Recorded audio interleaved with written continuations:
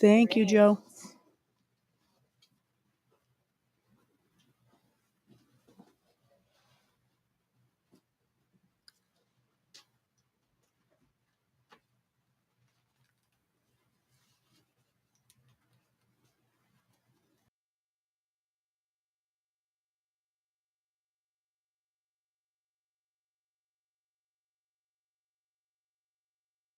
Very festive green blouse. Yes. I'm going to try to wear as much red, green, and gold as I can. I don't blame you. Because I normally don't. Well, especially red. I feel... You don't wear much red? I don't. I feel very like I should go out and be salsa dancing when I wear red. Makes sense. You know? Yeah. Yep, for sure. I cannot believe that it is December 20th and Christmas is in 5 days. This is crazy. Isn't it? Yes. Oh, I need to make sure.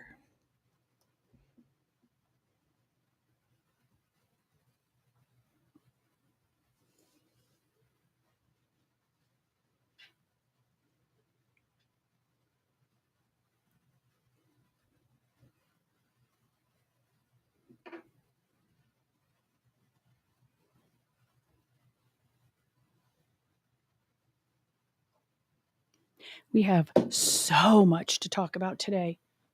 Yes. A lot of hot topics. Yes. Sensitive. Very sensitive topics. Yeah, but necessary. Yes. You know, it's definitely necessary for us to touch on these, especially in what's going on in our world. I'm glad our listeners are not the weak of heart, because this is a show that you have to be tough to listen to, all the stuff we're talking about today. That's right.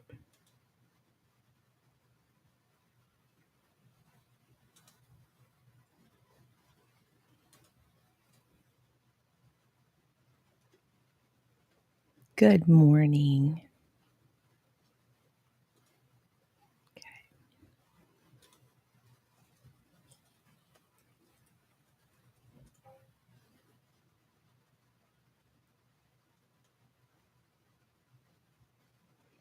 It feels extra dark in here today, doesn't it?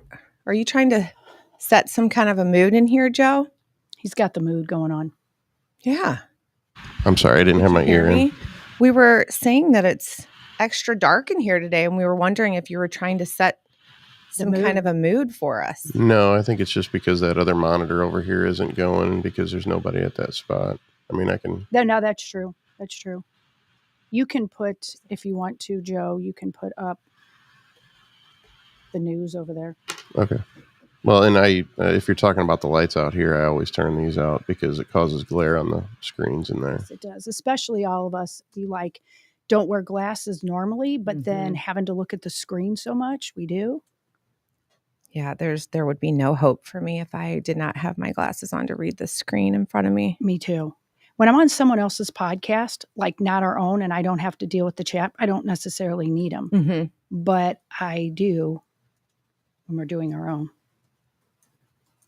Trying to do all these chats at the same time. There we go. I think I got them all up.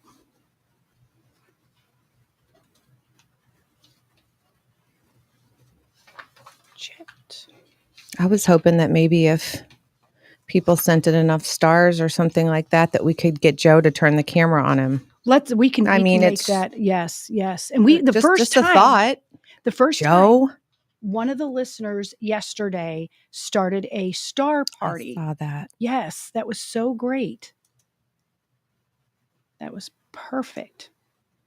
We hadn't had that one yet. And Monday was our highest Rumble day, before and after. Was it really? Mm-hmm.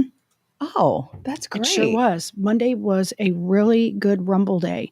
And sometimes, like after the show, Rumble is usually higher than Facebook. So several of my friends, for particular reasons, don't get on the Facebook, live, but they watch it through Rumble. Okay. Yeah. So I was asking you about that yesterday. So yeah, Rumble is some days larger than Facebook. But you know what happens after the fact is the podcast, just the auditory. iHeart has a lot of people that listen on it.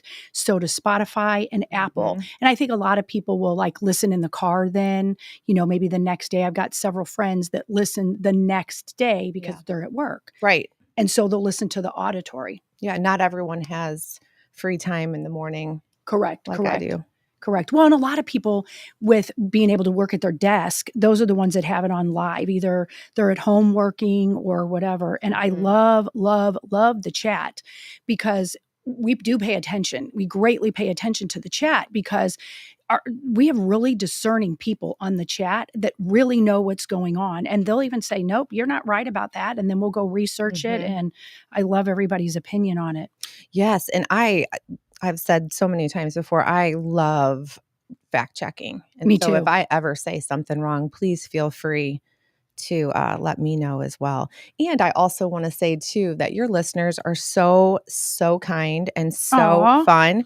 They have sent me so many different messages regarding so many different subjects and topics and things that they wanted me to look into. And some of it is crazy stuff that they've asked me to look into. Yeah. And so it's enlightened me on so many different topics too. So I really, really appreciate that. Yes. I love working on this show because the listeners really are so smart and they reach out. They reach out and Vic and I, and now you really love that. And when Derek comes on too, we like hearing from the listeners. And Joe, what people don't know about Joe, or maybe they do know about that by now. He researches a lot too. And a lot of what we use, Joe researched it. So it's not just Vic and I doing it. Joe gives us a lot. Yeah, he's always got some really good points. He does. About a lot of different things. Like even this morning. Yeah. You're going to have to chime in. Yeah. Well, a lot of the stuff that I send is just from like a feed on social media, and I send it to you guys to decipher whether it's true or not. Correct. And sometimes the stuff he sends, it isn't necessarily true, but it's really damn funny. And other times it's like, I didn't even know about that. And that's where you have to really research stuff.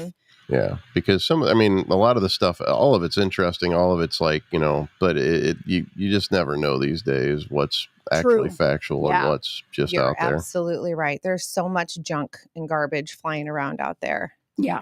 Yeah, for sure. But today's going to be just a really great and information-packed show, that's for sure. Absolutely. I couldn't believe that the stuff that Vic and I were talking about yesterday, that we were like, it's going to come out, and it all came out. It all came out. I didn't think it was all going to come out in one day, but it sure did. It sure did. Yes, it did. Well, it is 8:00 on the dot, Joe, so we can stop the show before the show and start the real show.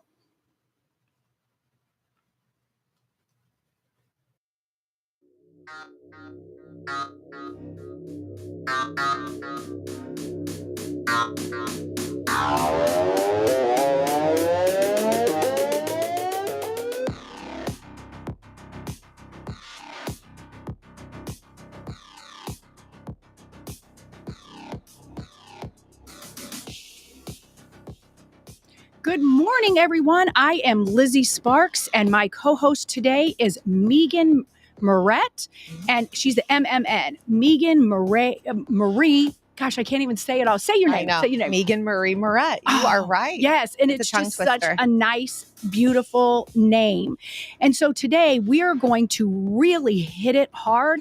The first thing we're going to do is we are going to honor our sponsors. And then right after we honor our sponsors, we're going to dig right into some things that some of you guys might have heard about and some of you guys might not have heard about, but we're in a real spiritual battle here in America. So right after the sponsors, we're going to dig right in. And this show is going to be jam-packed. Stay tuned. Wait, what? No response? Hi, I'm Curtis Sparks with Complete Auto Body and Repair, offering full service and auto repair to St. Louis and St. Charles. We are looking for someone to say polo. That's right, we are hiring. We want you now. If you would like to work in a well-paying environment, then you owe it to yourself to stop by one of our 6 Complete Auto Body and Repair locations. Will you help me find that missing person? Please call me directly at 636-488-HIRE. That's right, 636-488-4473. Dad and service. Oh yeah, and service. He fixes cars! Kathy O. Big Strick, owner of Experience Real Estate Partners with eXp, has been one of St. Louis, Missouri's highest selling groups for 26 years running. In that time, Kathy and her team have successfully assisted an incredible 4,000 families. So if you're thinking about buying, building, or selling, be sure to put Kathy's group and their experience to work for you, and you can expect to be moved. Just give her a call at 314-276-SOLD. That's 314-276-7653, or find her online at experience-re.com. Attention, anyone who served, lived, or worked at Marine Corps Base Camp Lejeune between 1953 and 1987. Camp Lejeune's drinking water was dangerously toxic, and base personnel and their families have since suffered cancer and other illnesses. If you or a loved one spent time at Camp Lejeune and were diagnosed with cancer, you may be eligible for significant compensation. Call the Driscoll firm now. Consultations are free, and you won't pay a fee unless we get you the money you deserve. 1-800-805-4800.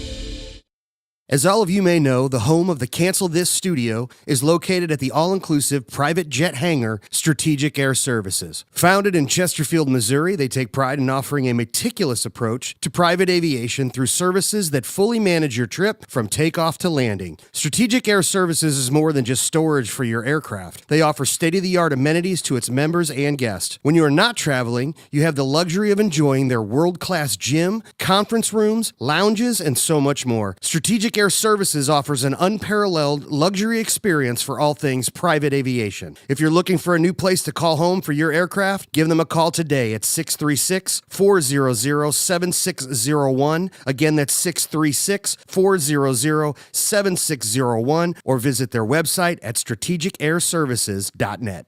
Winty's in the Chesterfield Valley, if you don't know, is a family-owned business that has been around since 1994, serving some of the best chicken wings in town, no joke. Also known for their fresh burgers, pizza, and incredible smoked meat. Top-notch happy hour specials are included, plus live music every Friday and Saturday. Oh yeah, you can also enjoy their spacious heated covered patio. It's Winty's in the Chesterfield Valley, 18,000 Chesterfield Airport Road.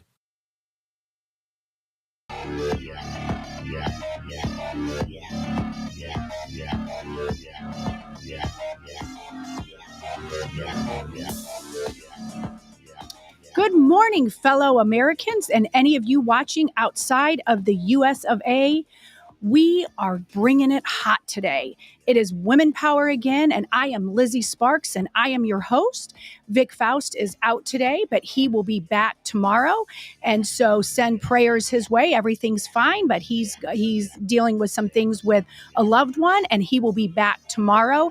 And so I am very blessed today. I am with Megan today, Megan Moret, and she is a dynamo of information. I love being with her. Vic loves being with her. She helps fill in, and I met her when she sent some information. I saw that she was on the chat line. She's Megan Marie on the chat line, and she's always so informative. And today is a perfect day to have her in, because we just have it hot today. How are you doing today? Speaking of hot over there. I'm good, and I'm fired up. Yeah, me too. I really am. There's so much to talk about, and the news cycle for a little bit had kind of slowed down. We knew the war was going on. We knew that there was anti-Semitism, and we knew that, Obama was technically running the country by using, I call him Biden. But then yesterday, Vic and I were talking about things that we just knew were coming down the pike, because we have sources in DC, in New York, and we have a lot of, political insiders. And we were talking about yesterday we just teased it a little bit about Pizzagate, which many of our listeners do know about. Mm-hmm. Some do not know about it. And some was like, is that the different pizza places you're going to go to?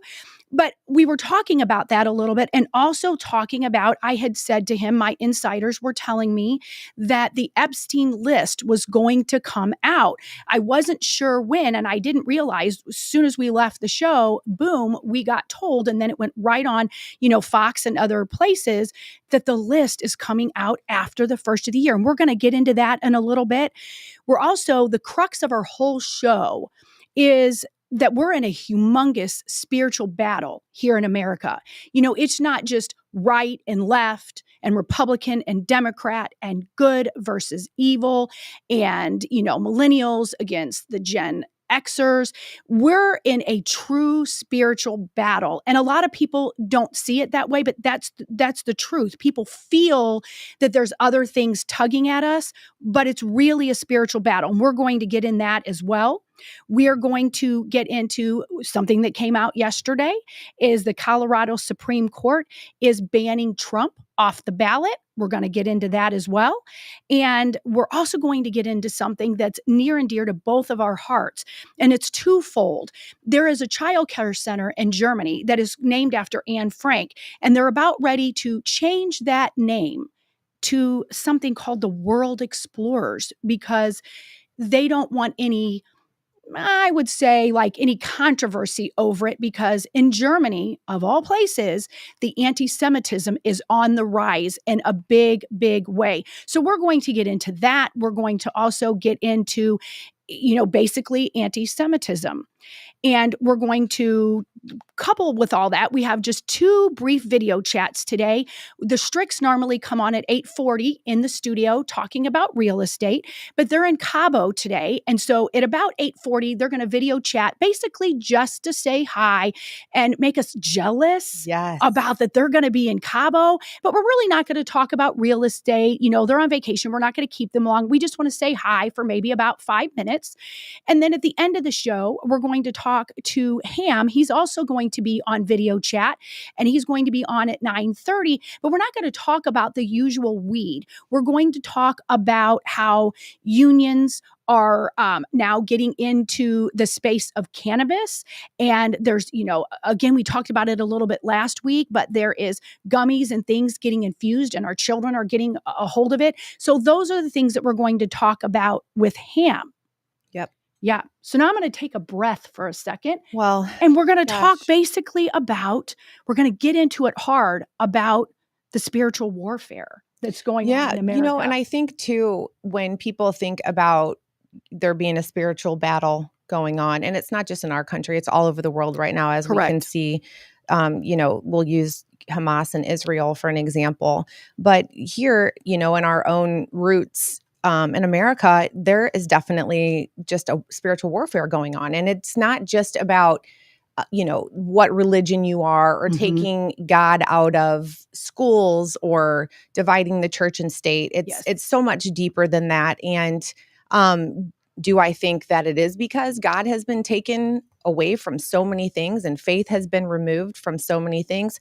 Absolutely. And I feel like that is just what has made this downward spiral in our society. It starts anywhere from having the transgender issues with children and allowing children to make decisions that will affect them for the rest of their lives. And we are now seeing the effects of children that were able to make those decisions and how it has really, really affected their lives in a negative way.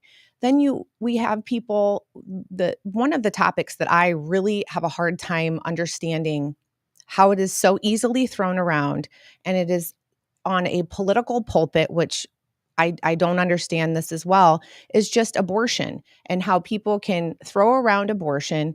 And you've got all of these experts and all of these people that are playing God and deciding when a baby is a baby, how old. And the fact of the matter is, it's not for the politicians to decide. It is an issue that will not go away.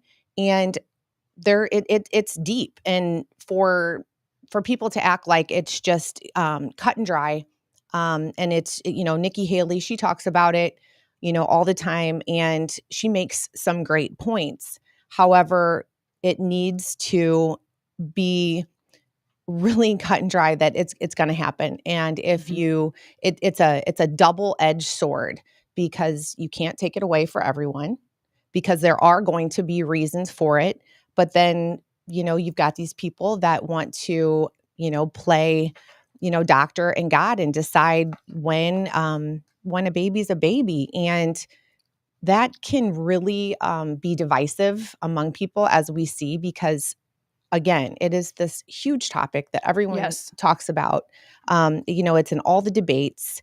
And, we could do a deep dive into that, but that's just one of the that's things. just one of the things. And you're absolutely right about that. I am very pro-life, but I'm also a constitutionalist. So I wouldn't have an abortion. I wouldn't want any of my children to have an abortion, but it already is, I believe, where it needs to be. It's already Roe versus Wade was overturned. So it's back to the states. So making this a political point is not going to help the Republicans. It's already where it should be.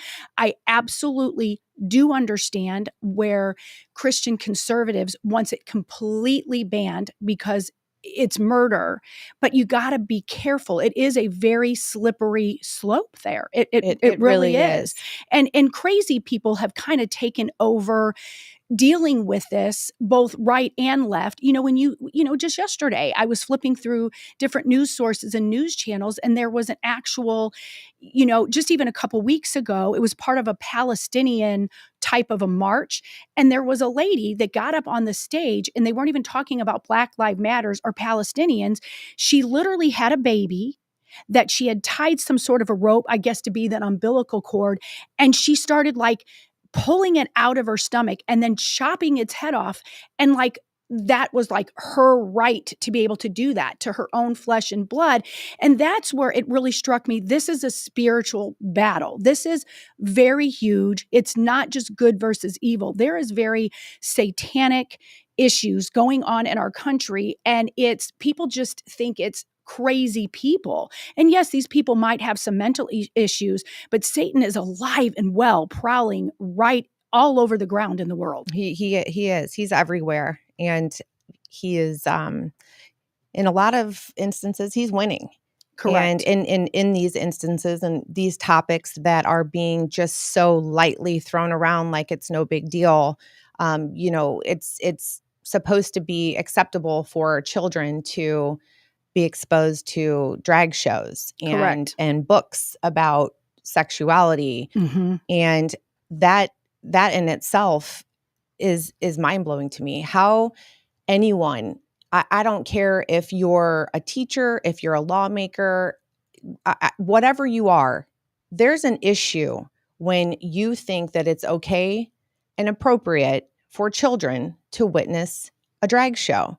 And my question is for the people, drag queens have their place. I mean, that's, knock yourself out. Well, and nobody was bothered by the drag queens at all. You don't have to go to them if you don't want to go to them. Nobody did. If that's your thing, that's your thing, until they started going after our babies. Right. And my question to you is, why do you want to expose yourself in that way to a child? Right. So I have a lot of questions for a lot of these people that think it's okay. I'd love to see their rap sheet. I really would. Yeah. I think that it goes a lot deeper. I think than just wanting to dress up like a woman and run around in hardly anything around children. I think that it goes a lot deeper than that. So that's just some of it. And then it leads us right into the whole Pizzagate. Yes. And the trafficking, and that's being brought up again. And Elon Musk is one of the latest to bring it up again, bring up the Pizzagate, and he got a lot of slack for that. They were trying to say that he was agitating and just trying to start a whole bunch of conspiracy theories again. But anytime Elon says something, he's questioned for it. He said, he's being told that he's saying untruths, and he always comes and fulfills whatever it is that he says. So I think that there's a lot to it. I agree with you. And I really do. I think it's interesting, and this becomes a political thing when people just saw Elon Musk is the EV creator. He was a god and he was wonderful. They just started attacking him when he came out and said, the Democrats are just mean. He said, so I don't think I can ever vote for a Democrat again. And I'm not saying that he is a Trump lover. I am not saying that he's Republican. He says he's now a, card carrying, so to speak, independent. So he's being attacked because he's no longer left. And so that's why he's being attacked, and he's exposing things. And, I was getting frustrated thinking, my gosh, look what everybody's doing to this world. And during both the 2016 and the 2020 election, when they were suppressing, people like our listeners and anybody that was conservative. And in 2016, it was a little more subtle, but in 2020, we absolutely knew that if you were a conservative, you were being suppressed. But I found such hope in the world when somebody like Elon, and I don't idolize him. I just think he's very smart in ways that he took Twitter and made it X. And now there's a freedom on a platform that wasn't there before. And then it also forced something like Truth Social that has a lot of cred on Truth Social. It's the same thing as Rumble. I don't always agree with everything on Rumble, but it's it's an open platform. Yep. So I just think that I agree with you on Elon that he is exposing Pizzagate. And so if any of you are not aware of what Pizzagate is, put it on the chat line. Let us know. Do you know what Pizzagate is? Do you not know what Pizzagate is? I had somebody yesterday after the show said to me, okay, so is Pizzagate part of that thing that you guys are going to be doing in the Lou where you go to different places and you eat pizza? And I'm like, no. That's not what it is. Pizzagate is very known for, if you've researched this, for trafficking of children. And if you want to expound upon that a little bit and what you think Pizzagate is. Well, so Pizzagate got its name from an actual pizza parlor. I think it was the Comet Ping Pong Pizza Parlor in Washington, D.C. And this gentleman that owns the pizza parlor, he was in a relationship with a Clinton ally. And so someone that supported financially Clinton. And so when people started looking into this gentleman that was wanting to host these different events for the Clinton party in particular, they started to look into his social media. And so I think his name was Alefantis. Mm-hmm. And so they started looking into his social media, started digging a little bit deeper, and started finding really disturbing images of kids, pictures with them in bondage. But he had no problem. He had his quick response was, I think it's cute. It's, I believe, a niece of his that was in bondage in these pictures. He thought it was cute. So, hello, that's your first red flag that the guys, definitely got issues. And so that's where the whole Pizzagate, the name of it, started coming in. And he would go onto different message boards, and he started using different, emojis, words, pizza, pizza being the order. The code word, to my knowledge, is the reason why it's Pizzagate is because they used to use the code word cheese pizza for, and the abbreviation is child porn. So that's where the whole pizza comes in. Yeah. Cheese pizza, child porn. Yeah. And the age, or what kind of cheese would be the age of the child. Yes. I didn't hear that much. Yeah. So you'd go on and you could order, and you could say, I want this pizza, and I want, cheddar, or whatever your choice is going to be. It makes me sick even thinking about it. I know. But that's where that started to come from. So as we all know that, pedophiles and, sick individuals, they will look for any way to communicate these perverse desires. And they think that they're being slick, and maybe they are slick for a little while, but then they do get, they slip up. They do. They definitely slip up. And I remember being an educator for so long, we were always trained to tell children that their body parts were their body parts. And really the only one that could touch their body parts was, basically if they went to the doctor, or if they need a little bit of help going to the restroom. But other than that, that's why they call private parts private, because your clothes are on the top of them. And we would talk to kids about it. And now I've met, since I've not owned my schools, which was back in 2019, I didn't have to deal with any of that. And I have friends that still own childcare centers that said, teachers were trying to bring in Black Lives Matters. They were then trying to bring in, it's okay if Uncle Tommy now touches you because you have, and gosh, I don't even want to say it, but it was like they would say things like, you have a little spot, a no spot, and it's okay if it starts to feel good. And I'm like, whoa, you don't tell that to a 3-year-old. See, now if I heard any individual, an adult say that, I might be in trouble. Me too. I honestly, Me too. that just, it's so disgusting. Yes. On so many levels. It is. But what's so perverse about this, Megan, is say you hear a teacher do that, okay? And you fire that teacher because they would be gone and I would have to put my hands behind my back because I might hurt her or him as they were going out the door if they said that. I never had to deal with that, thank the Lord. But educators who own childcare centers now are having to deal with that.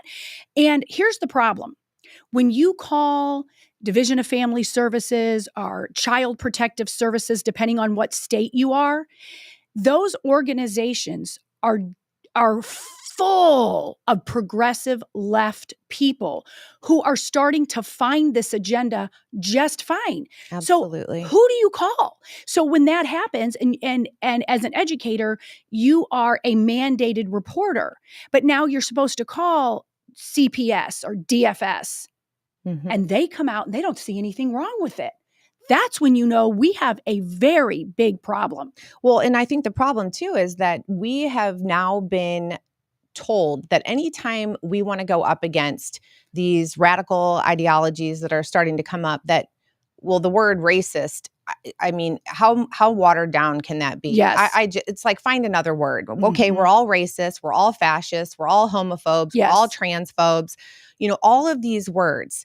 And so a lot of us have been made to feel like we are the oppressors. So, if we say anything in regards to any of this, or stand up to anyone, or show up at the school board meetings, or have, what I like to call a healthy confrontation, which is possible. Yes. You can have a healthy confrontation with these individuals that want to excuse these behaviors.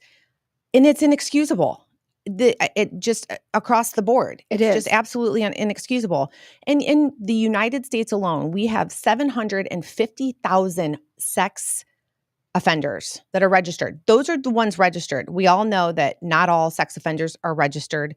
Correct. And not all offenders have even been reported. Well, and what I've learned about offenders too is there's some people, this is what gets so murky, is there's people on the sex offender list though that weren't even a sex offender.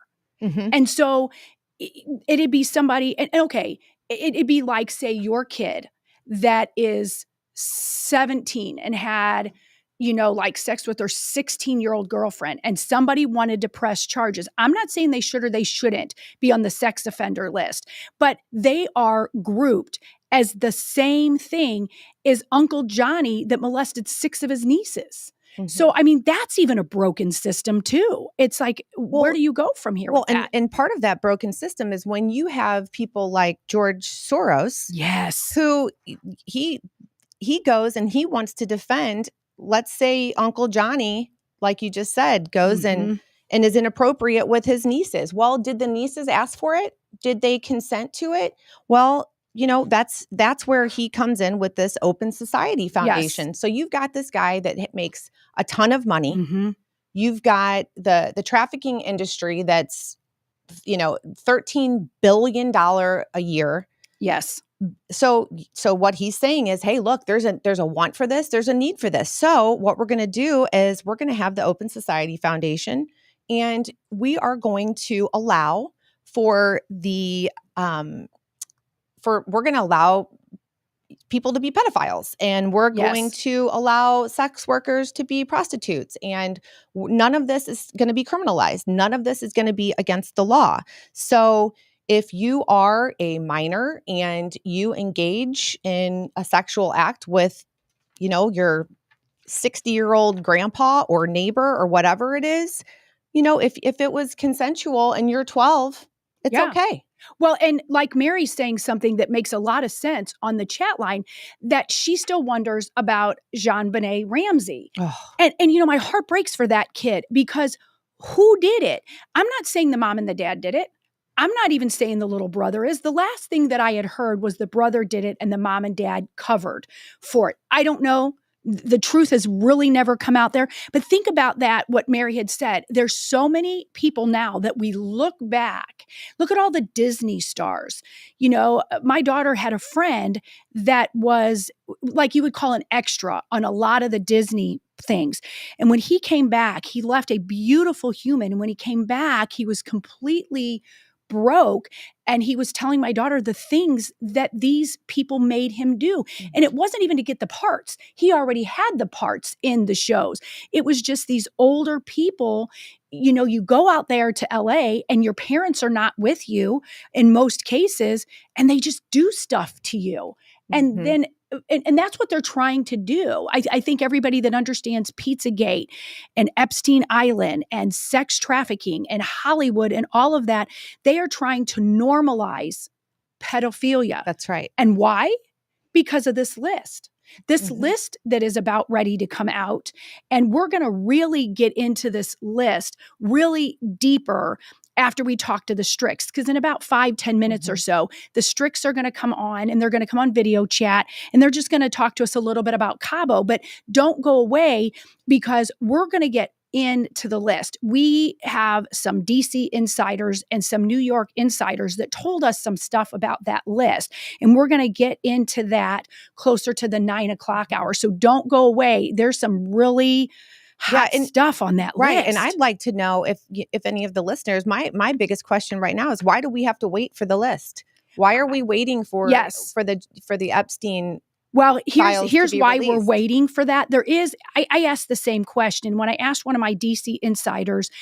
She said, it seems like we should get it now, but what they're doing is they're going through right now and redacting the names of the victims, because many victims have come forward, but it's a list. And on this list, and we'll get into the list, in the 9:00 hour, but the list has both innocent people on the list. It's just all the associates of Epstein and Ghislaine Maxwell. And some of the people are innocent, and some of the people that came forward are all on that list. Well, I have a hard time believing that that's the only reason that they're wanting to wait. I really do, to redact the names of the victims. I mean, couldn't they have already done that? Right. Our process is much better than that. I just have this feeling that there's a lot of nasty negotiations going on right now. Yes. And people, reaching deep in their pockets and trying to figure out what they're going to do. I think it's that, and Angel Studios kind of put a little bit of a slow on their plan, because they're trying to expose child sex trafficking and stuff, while they're trying to lessen the blow. So when this list is released, that people are actually more accepting of it. Well, Angel Studios is the only people standing in their way of that. Correct. And for any of you that don't know who Angel Studios is, they are the studio that produced the movie Sound of Freedom, that really opened the seedy side of sex trafficking. And this doesn't just happen in America. What's on the Epstein list is even different than Sound of Freedom, because Sound of Freedom shows the average man, that sounds sick, the average man sex trafficking with seedy hotels, and not necessarily in America. The Epstein list is different. That's private jets and fancy hotels. And so that just shows you sex trafficking goes from the nothing, and what I mean by nothing is people that don't have any money or any resources, all the way up to the elite. That's right. And Joe's absolutely right. Angel Studios fought and got that movie when Fox was supposed to have it, Disney was supposed to have it, and neither one of them would touch it. That tells you so much. Actually, didn't Disney buy it just so they could hold up production of it for a long time? Exactly right. That's exactly right, Joe. That's exactly right. And to that point, sex trafficking is happening. On Friday, I will go and spend time with our young girls here in the local metropolitan area that have been trafficked, and they are in restoration for it. So it's not just in the movies. It's not just with Jeffrey Epstein. It's not with all these big headline news stories. It's happening right here, right in our own community. And we need to really wake up. We need to be able to speak up about it. And when we hear people say, oh, it's not true, and this and that, and Pizzagate's just a conspiracy theory and all that, maybe the word Pizzagate's a little extra. I don't know, but it's not a conspiracy theory. No, it's happening. It is happening. And people don't want to, even the kindest, most beautiful, gentle, God-fearing people, they don't think it's happening, because if they don't think it's happening, then it's not happening. What's really funny, deal with it. What's really funny is I've talked to a couple people about this specific topic and the island and everything, letting them know about this list. And there's people out there who have no clue that island even existed or anything happened. There's still people out there who have no idea all this is going on. That's right. And those are the same people that are going to go to vote in 2024 that have absolutely no idea what the policies are when they go to make their vote. Yes. They have no clue. They're voting because it's whatever party you're in, it's the cool thing to do.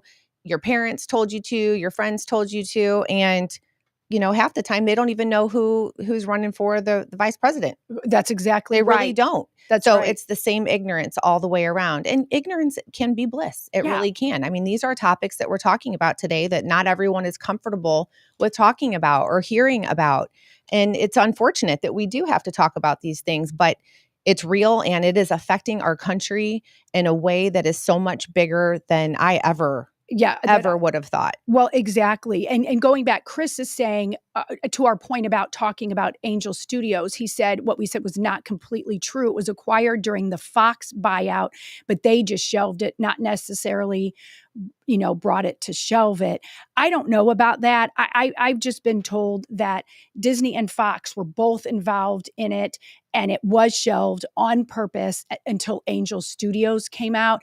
And Tracy is asking if you go and speak at schools about human trafficking. I know my daughter does. My daughter, who fights human trafficking, and she's a prosecutor. It was more acceptable back then for her to go. She hasn't done it as much since she's worked for Andrew Bailey, because she's doing the prosecuting side. But when she used to go and speak, those kids didn't even know anything about it, and the schools were very receptive to it. Now schools are, correct me if I'm wrong, they're putting their brakes on it, aren't they? They really are. They're hesitant because they don't know, well, obviously how the children are going to take it, but there's a way to explain trafficking to children that doesn't make it sound like they're going to be, taken by gun and thrown into a car and things like that. I believe that most importantly too, it's more important for the parents to know what to look out for, but the children need to know too, because most of the exploitation that's happening right now is happening from social media or the kids being on their devices and people getting into contact with them. These pedophiles can get a hold of kids in any way, shape, or form than you can imagine through their apps. They have ways to get around everything, the firewalls and things like that. They're better than that. This is what they do. They are professional sickos, and they spend their time looking and trying to find ways to get a hold of children that they can exploit and take advantage of. So yeah, it is hard to get into a lot of the schools.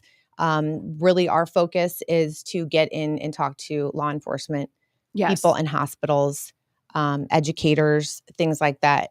Those are the people that are really willing and need to hear. Yes. So it's still, it can be real touchy trying to get, and especially in some areas, more liberal schools. They won't even do that at all. No, they're too worried about talking about who's going into what bathroom and correct and all that. Issues. Well, hang on to this topic, and don't anybody go away, because we're just getting into the beef of it, and there is so much that we have to tell you about that. But first, we're going to soften the blow a little bit, and we're going to have Kathy and Steve on right now. So they're on video chat. Look at that! Look at that! Look at you two! Look at you two! That's so nice. Good morning.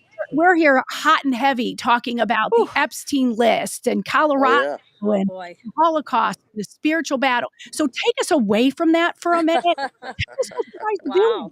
Sorry to walk in on that kind of heavy today. Yeah, you don't want it. You don't want it. But yeah, so give us a little break for a few minutes and tell us how it's going there in Cabo.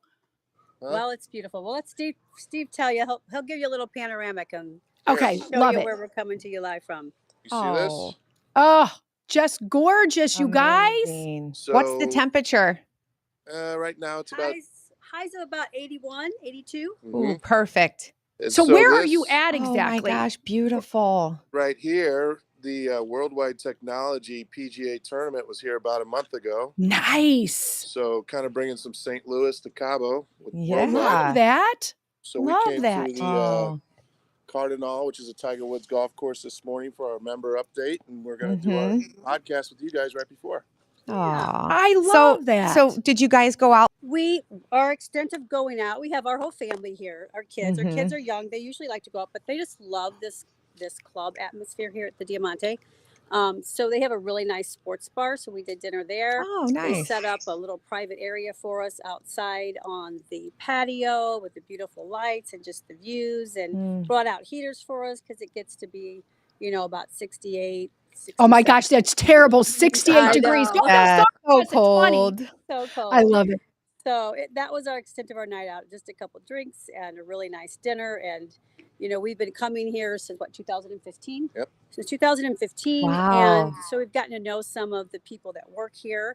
So that's always a treat to come and see them. And they make over our family and they remember our kids. So the kids just love it. So we don't venture too far off from here most of the time when we're here.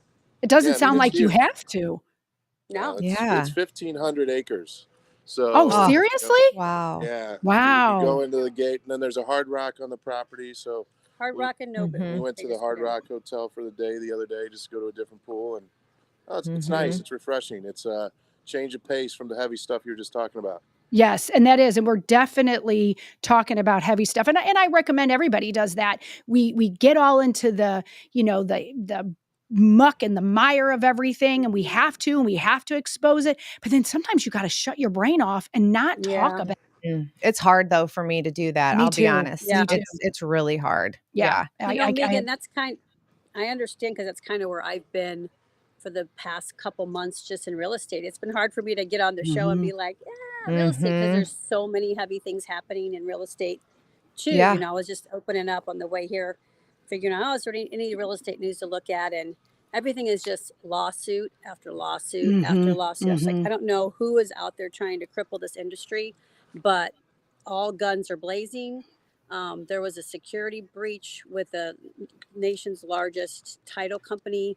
And it's bad enough that there was a security breach. Now there's a class action lawsuit filed by some of the people with the security breaches. Same thing that happened with Mr. Cooper and Mortgage a few weeks back. More lawsuits about the commissions. Like there's probably 15 different class action lawsuits now about the commission. So it just gets to be enough. Like you just can't. Yeah. Sometimes we just have to step away, and that's what this trip to Cabo is.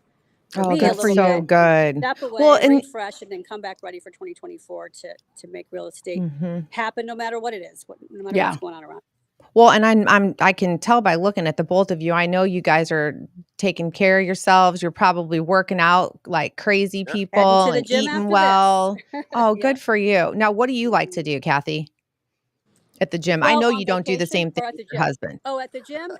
Actually, yeah. So I do a little bit all over, but I focus a lot on the arms and legs and glutes. That's the thing. A little bit of back. I have a pretty significant scoliosis case, so I have to modify some of the things that I do. But I actually need to work on the back a little more than I have been. So, but he's a great arm trainer. He gets me. They're looking great there, oh Kathy. my gosh, they're looking good. Yes. Oh gosh, you guys, that looks great. Well, we appreciate it's nice to wake up and not have to worry about throwing makeup on and just dry the hair and go. And that's pretty much it for the day. Hit the pools. It's wonderful. That's good. Well, you guys deserve it. You guys work so hard, and it's so important for you guys to take a break and have your babies around you and just breathe. Just breathe. Yeah. But work still goes on. So what's happening in the mortgage, hon? Yeah. You guys still are you guys still working? A little. We're gonna go visit some of the houses here. There was one for sale. I got to see if it's still for sale. That was on Selling Sunset. That's on the beach. Oh, really? Here, it's one of the beach houses. So I told him we're going to have to go put our realtor hats on. Yes. Yeah, Yeah. So it's priced out of most people's market. Definitely way priced out of our market. That's why they put it on the show. But it's a nice novelty thing to see. yeah. Oh, for sure. If it's been on the, one of those really cool, real estate shows, you want to go see it for sure. Yes. Absolutely. Yeah. Absolutely. No, I mean, there is some positive news in the mortgage front, though. Rates are starting to drop a little bit, so don't need to go into detail. Things don't change that often, but I'm sure people have been seeing that. And for all those people that have been wondering when that light at the end of the tunnel is going to be seen, we're looking for a much better 2024 for anybody that's looking to purchase a home or maybe even refinance. Oh, that's good. I was gonna say, Yeah, we that's had a couple great news. last week. Yeah. Yeah. Refinance Yeah, is starting to come What into are the play. rate? What are the rates at? The ones you're talking about It's such a loaded question, but let's just say they're below 7%. today? Yeah, so you're looking at 6.5%. We did quote somebody in the fives the other day. Oh, okay. So the high 5% range. So it was, and that's a manageable 5.875. amount. Yes. So yeah, it is. Rates were over 8%. So.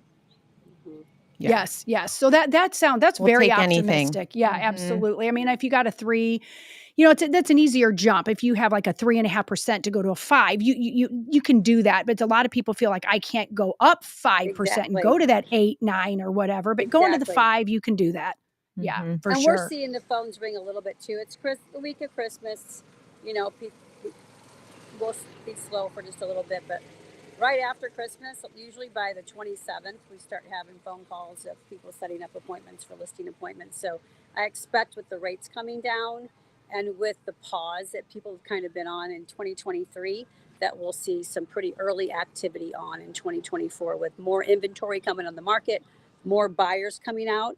So that means as soon as those buyers come out, guys, we're going to go back to the bidding wars again.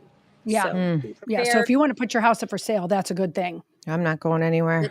I just and got settled. If you want to buy, get in the market early instead of waiting for spring and summer. Yeah, makes sense. And then, you can always still do a buy down if the rates aren't exactly where you need to be and get into a house before it escalates to a super high price again. Or, you can also just do some refinancing. I know at a New American Funding, we offer a refinance at no cost for the 5 years after you buy your house. So it won't stop you from, you got to think strategically of, do I want to wait until it drops another 0.5% or 1% and then pay $40,000, $50,000, $60,000 more for the house? Right. In a battle with 20 other buyers, or go ahead and get in now and then readjust your rate, once the rates do come down again. Yeah. And not have to pay for it. That's awesome. That's great. Price of the house. So yes. Well, is there anything you guys want to add before you can go back out into the 80 degrees and go work out and go see the ocean? Anything you want to add before we let you go? No, we figured Megan would come loaded with some questions this week. We decided not to because we didn't want to be like loading you down when you should be out there in the sunshine. So we didn't load you down. It's funny you say that though, because last week I texted. Actually, no. After the show last week, I was texting these guys and I was like, thank you so much for letting me just yap my brains out. Like I wasn't even watching the time. I just loved asking you guys all those questions and learning about all of those amazing new things that everybody wants to know about. And sometimes people just don't know who to ask or the questions to ask. Yeah. So I feel like you gave a lot of people, especially that were on the chat line, you gave them a lot of really good information and they were pumped. They were pumped. Good. We're pumped about it. Every Wednesday morning. Yes. Well, and we appreciate it very much. Well, you guys go enjoy the sun. And then when you come back next week, we'll be loaded with the questions. You just go have fun now. Good. And hey, so Kathy, here's a thing that for next week, I am dying to know about Christmas trees and what people are doing when they are decorating their Christmas trees. Okay. Like I've just seen so many different types. So I want you to, maybe you could give us a picture of your Christmas tree next week. Yes, that would be and then and tell us like what people are doing. Yes. Okay, I love that. Okay.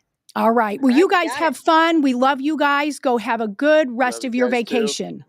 Thank you. Love you Bye, guys. See ya. Enjoy. Bye, y'all. Bye. That's so fun. Isn't it so fun? I said to my husband, gosh, wouldn't that be fun to do Christmas somewhere, but we have. He's like, well, honey, we have. We've done it in Florida a couple times because my mom had a place in Florida.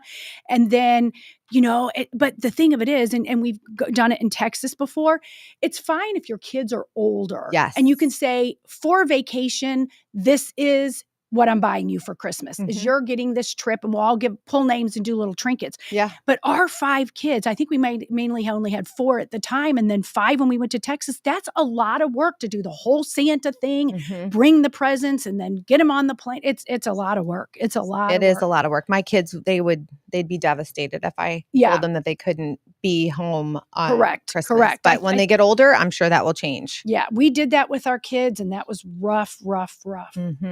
Well, that was a nice break from the stuff that we were talking about, because now we got to get right back into it. That's right. Right back into it. And so we'll go back into, the sex trafficking, and then we'll get into the child care center again. But let's go back to the Epstein list. Yes. Okay. So the Epstein list is going to come out after the first of the year. And the big question is why are we waiting so long? And the only pat answer that I've gotten about that is the victims wants their name redacted. But I agree with you, Megan. There's something else that's going on. There's people that are scrambling like crazy that are on that list. And the list isn't necessarily all people who are guilty of it. It's just all of his associates. But who is on that list is the people that were on the flight log. So that is people at first were saying it isn't, but that's not all it is. It's all of his associates.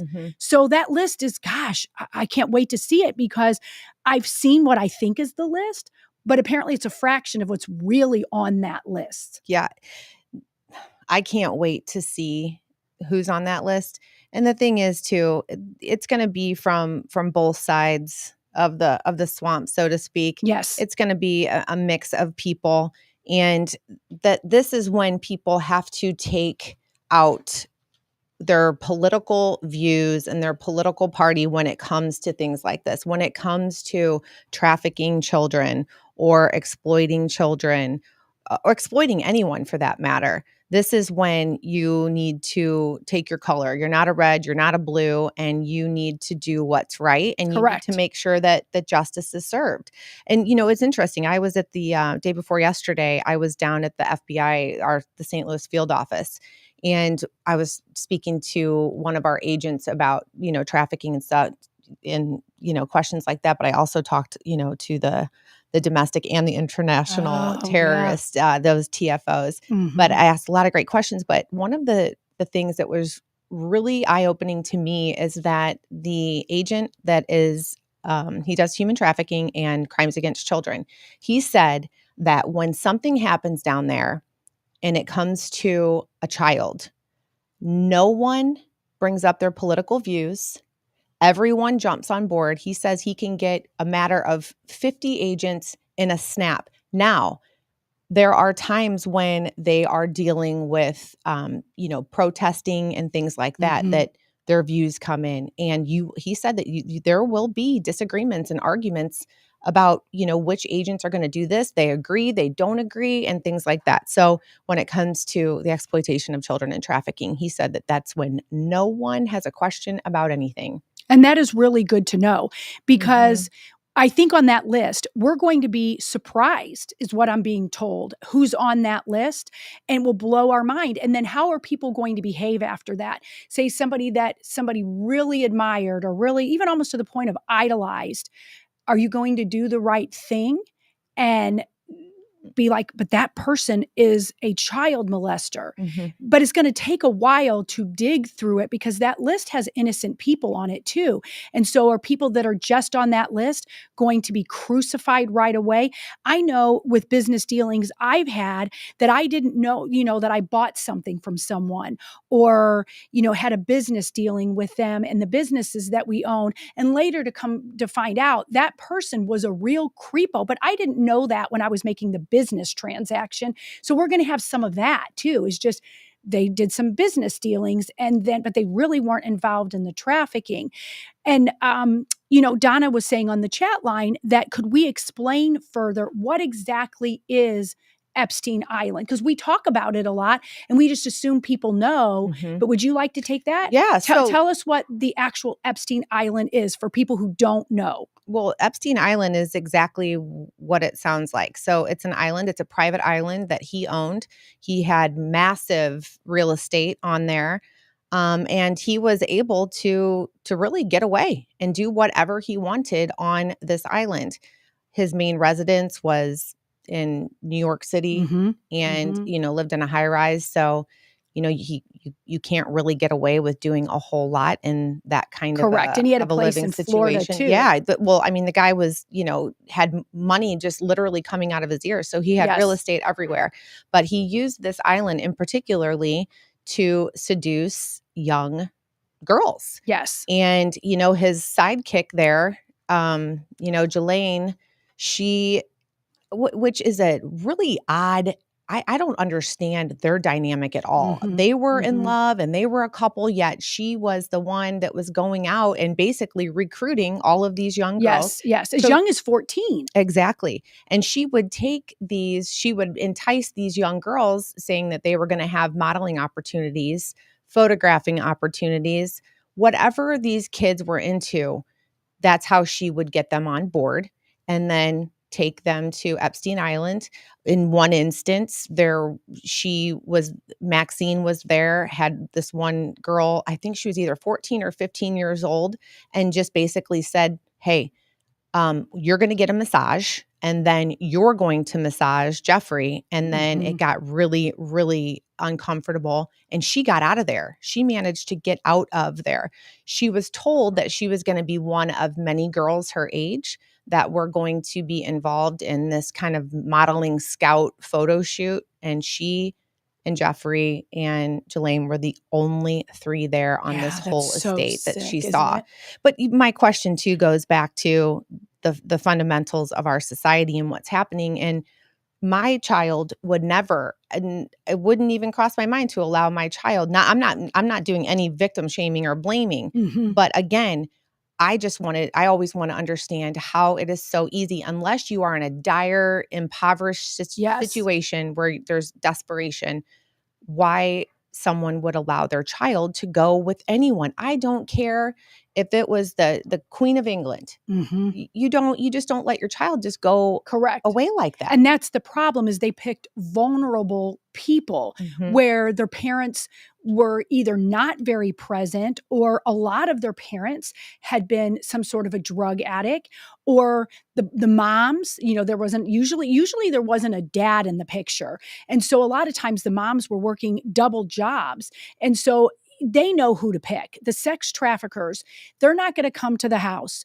that there's a strong mom and a dad role model and the mom and the dad are always present. They don't pick those kids. They pick the child that's already maybe, I don't know that they're underprivileged, but maybe underserved from adults being in their life. So that's who they pick. And what's sad about that is, I'm not going to go into at this point who's all on that list, but we've all seen pictures that seemed at the time relatively innocent, of people in planes heading out to this island. And the one that gets to me so much all the time is Obama always having this cute little Asian orphan. And it comes to find out she was an Asian, always sitting on his lap. Now, does that sound like it's that big of a deal? No, we have kids that would sit on our laps and stuff.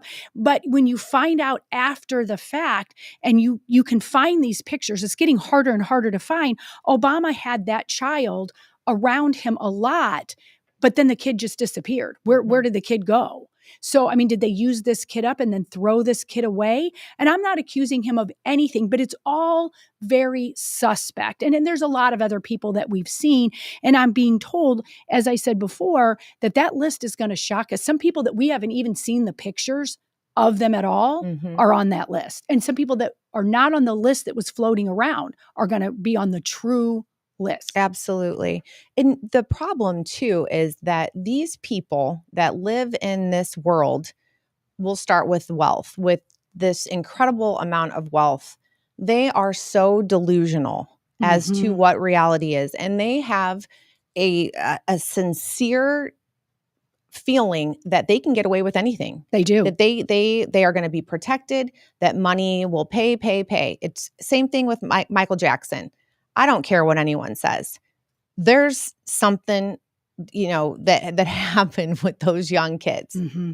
He had money. He had people to protect him. He had people that would lie for him. So it goes down to that same exact thing. They don't live in reality, and they are willing to put themselves out on the line because they think that money is going to Band-Aid everything. And it has up until this point. Money and power and fame, people were absolutely untouchable.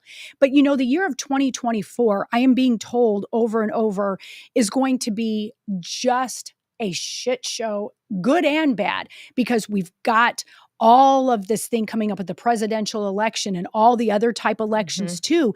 But they're throwing diversions at us on purpose because the unraveling of all of this is coming out in 2024 too. The unraveling of Pizzagate, the unraveling of pedophiles, stopping BLM, because this whole thing with the Asian hate that is coming up also is shedding a light even more so on what a fraud the pro-Palestinian marches and BLM is. And it's just unraveling to people who refused to see it before are starting to wake up. I sure hope so. But it goes back to just the spiritual warfares. People are just being torn and for whatever reason being misguided and led towards the evil of the two, good and evil. It goes back to Soros again with his open society. It goes back to him wanting to make all of these things that we're talking about legal. He wants to allow for children to have relationships with people. He started the North American Man-Boy Association. I think for all of you that are thinking there is absolutely no way that something like this exists, it does. I think, Joe, you've got... Soros started that? Yeah. I had no idea. Yeah, there's a clip. And so I've got the clip. Well, we could let's do the NAMBLA first, since we're talking about just like legalizing pedophilia. So this is the North American Man-Boy Love Association. No, Soros did not, but he's a big supporter of NAMBLA. So a guy named David Thorstad, as you can see, he started this. So basically what they are doing is they are trying to make it okay for a man and a boy to have relationship at any age. It goes right with the MAPS, the whole minor attracted persons. So it's just there's no truth in any of this. It's all delusion, and they are trying to normalize it. Correct. And make it okay. And look at the date for our listeners. They can't see the date that's put up here that Megan have put up for NAMBLA. It was December the 2nd of 1978. So this wasn't just yesterday. It's been going on for a long time. Yes. So it really has. How is this group even legal? How I don't understand that. How are there satanic churches? So I can see freedom of religion and all that, and I can definitely see why churches would be allowed to practice because, well, if Christians can practice, so can Satanists or whatever. But this is illegal. This isn't a freedom of religion. This isn't a religion at all. This is exactly criminal. And that's what they're trying to do. Is make it legal. Make it legal. So you've got Soros, and he's a person, again, someone that has just unbelievable amounts of money. He's given $32 billion to the Open Society Foundation since 1979, which supports basically anything. You can do anything that you want to do. You can say that all of the glaciers are going to melt by tomorrow. He throws money into that for the climate justice. Sexual identity, gender, all human rights. He wants to protect everyone. And in that, it is, well, if you are a person that is attracted to a young minor person, that's just how you identify. So what we need to do is we need to find ways. So I'm going to, reach deep in my pocket. You identify as somebody who's a criminal. Correct. Exactly. But that's where the spiritual warfare absolutely comes in. And I understand where people say that there is rights to every religion. But America was founded on Christian principles. And since we've gotten away from that, even if you're not a Christian, people that are even atheists benefit from Christian principles and from the 10 Commandments, from even the Old Testament. So the problem is no one benefits from Satan. I mean, no one benefits from that. So I know that people feel that if there is a satanic statue in front of, say, a city hall, that's okay. That's their right.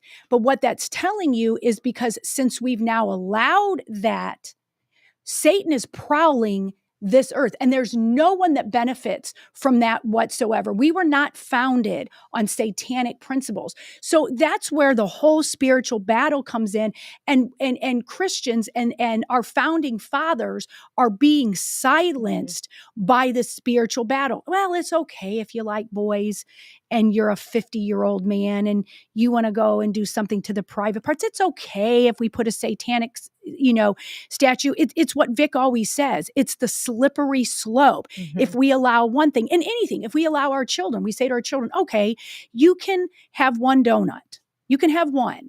But then you walk away and they know that you're not going to follow through. They're going to eat the whole box of donuts. Yeah. It's the same thing. We allow one thing to people that are already emboldened and have a bad intent to us. They're going to steamroll it. And they've been steamrolling it, the Marxism, since the 20s and before.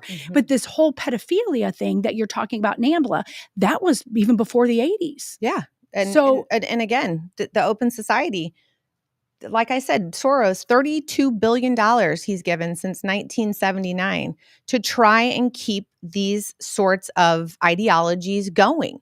And it's in a lot of our democratic cities. This is look at all of the social justice programs. Correct. St. Louis being one of them, one of the biggest ones. How did that work out for us? It didn't. It's not working. We're allowing criminals back out on the street left and right. And that's just one small part of what he stands for and what he's doing. Yes. And don't pedophiles or the people who identify as whatever, don't they hide under the umbrella of LGBTQ? Absolutely. Typically, yes, Right. yes. And so, because that's a protected class now, and many of us did not even understand all this was coming because it wasn't so spoken about. You didn't hear about it. And some of the bad things, and this is part of the unraveling, that these very big events like Ferguson is when people first heard about Black Lives Matters, and they didn't even come right away that it was Soros. It took probably a month, and now they're so emboldened that it's so out there. But the good part of it is people are realizing it is bigger than politics and the logistics of politics. There is a battle going on for the souls of our children, and people have got to wake up to that. And someone said to me the other day, that's just how you feel about it. I said, no, that is not how I feel about it. That is a fact. How you feel about it is that this is no big deal, that grown men are doing something to your children. That's how you feel about it. But a fact is a fact. That is the same thing as I said yesterday. You might not believe in a heaven and a hell, and that's how you feel about it. But that doesn't negate that there's a fact. And you'll learn that someday. Right. Well, and as far as the LGBTQ community, it's unfortunate because there are some wonderful, wonderful gay and lesbian people that I have been friends with over the years. Me as well. And they are wonderful parents. And they don't like this. Well, no, they don't like it at all. I would love to see more of an uprising to see them try to separate themselves from this group. And why don't they? That's a good question. That's a good question, because no one really was bothered by gay people, or no one was bothered with even, we were talking about drag queens earlier. It's they're messing with our kids. Well, and these are not gay people per se that are doing it, but Joe, you're absolutely right. They hide under the LGBT community. I want to see gay people, and there are some, but very few, that are uprising about this. Well, here's the thing. I think that most gay people that are in gay relationships are living a pretty normal life. They don't walk up to people and go, "Hi, I'm gay. I like a man, or I like a woman, or let me tell you about my gender identity, or let me tell you about my sexuality." Most gay and lesbian people are just everyday people trying to live their life. So they might not even know about all of these different letters of the alphabet that are getting tagged on. I mean, it literally does not end. And what they're doing is they're trying to use, let's call it the, alphabet soup. They're trying to use this bowl of soup to get in any perverse ideology. They're trying to tag along with that and hide and use that umbrella as protection against them so that they can act and do in any way that they want to. Correct. It is disgusting. You've got, there are, I don't even know how many definitions for queer, for, gender fluid, for non-binary. There's all these different definitions for everything. And I don't get the word queer. And the reason why I don't get the word queer is when we were growing up, you couldn't call people queer. Mm-mm. It was an insult, and now it's not an insult. No, they want to be queer. That is their. I don't get it. That's one of their big things, and you know what? And that's okay. And I'll never understand it. And I you can hold it in the same regard as maybe the N-word. Okay, that makes sense. That makes sense. Yeah, that's right. But they love to be called queer now. They're in queer groups. They do these, different queer functions and things. And that's I mean, fine. Obviously not in the same regard because you guys have said it like 10 times. Well, so you couldn't say the N-word 10 times. Oh, that's true. That is true. That is true. That is absolutely true. You could not say, because if we said the N-word now, our show would be canceled. Forget about and it. Rightly so. Yes. And rightly so.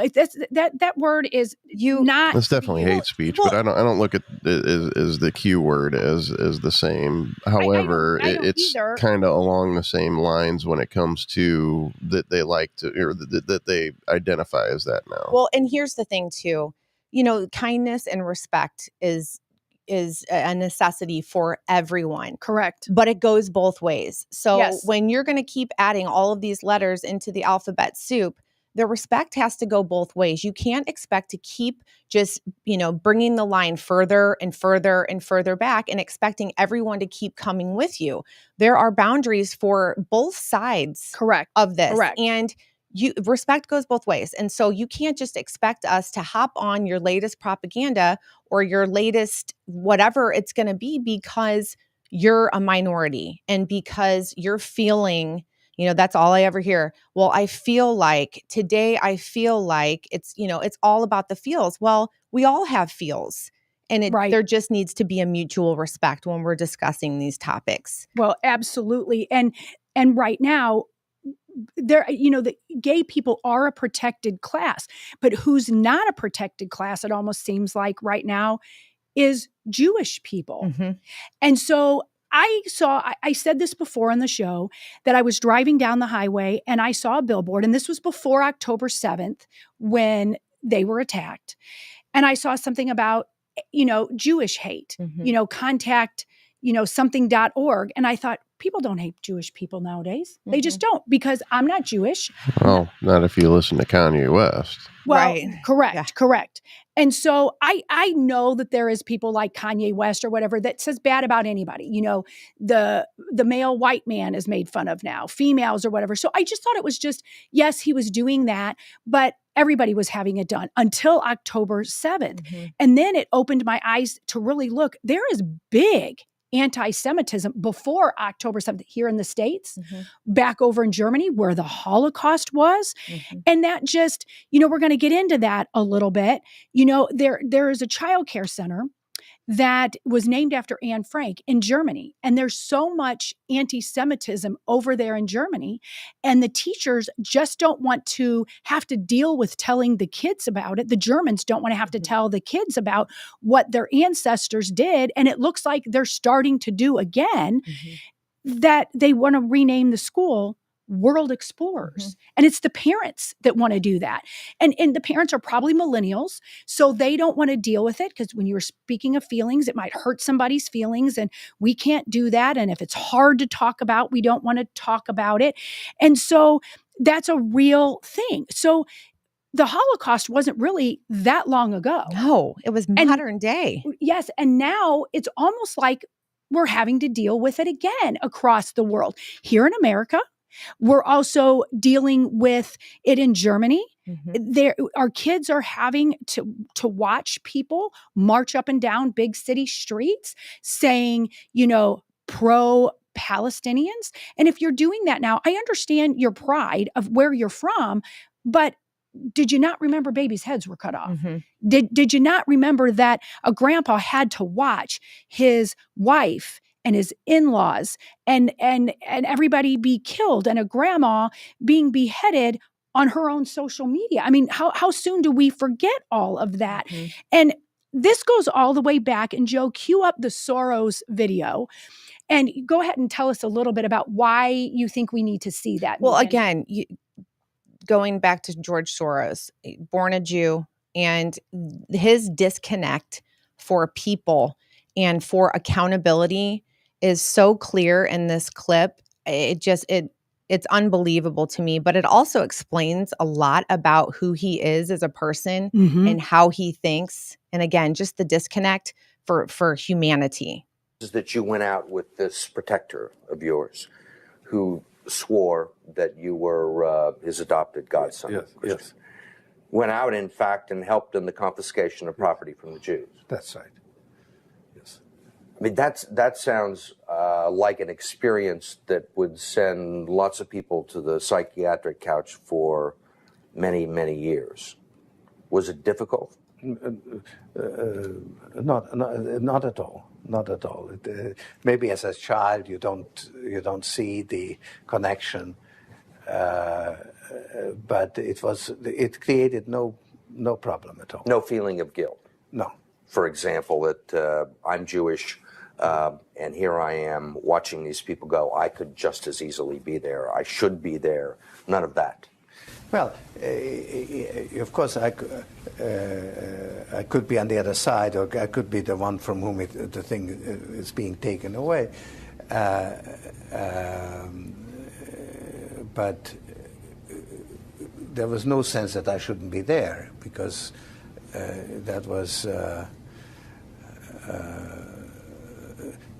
well, actually, funny way, it's just like in markets, that if I weren't there, of course I wasn't doing it, but somebody else would be taking it away anyhow. And it was whether I was there or not, I was only a spectator, the property was being taken away. That's good, Joe. So, yeah. So if I don't do it, somebody's going to do it. Anyway, well, in the thing too about this whole video is that he was 14.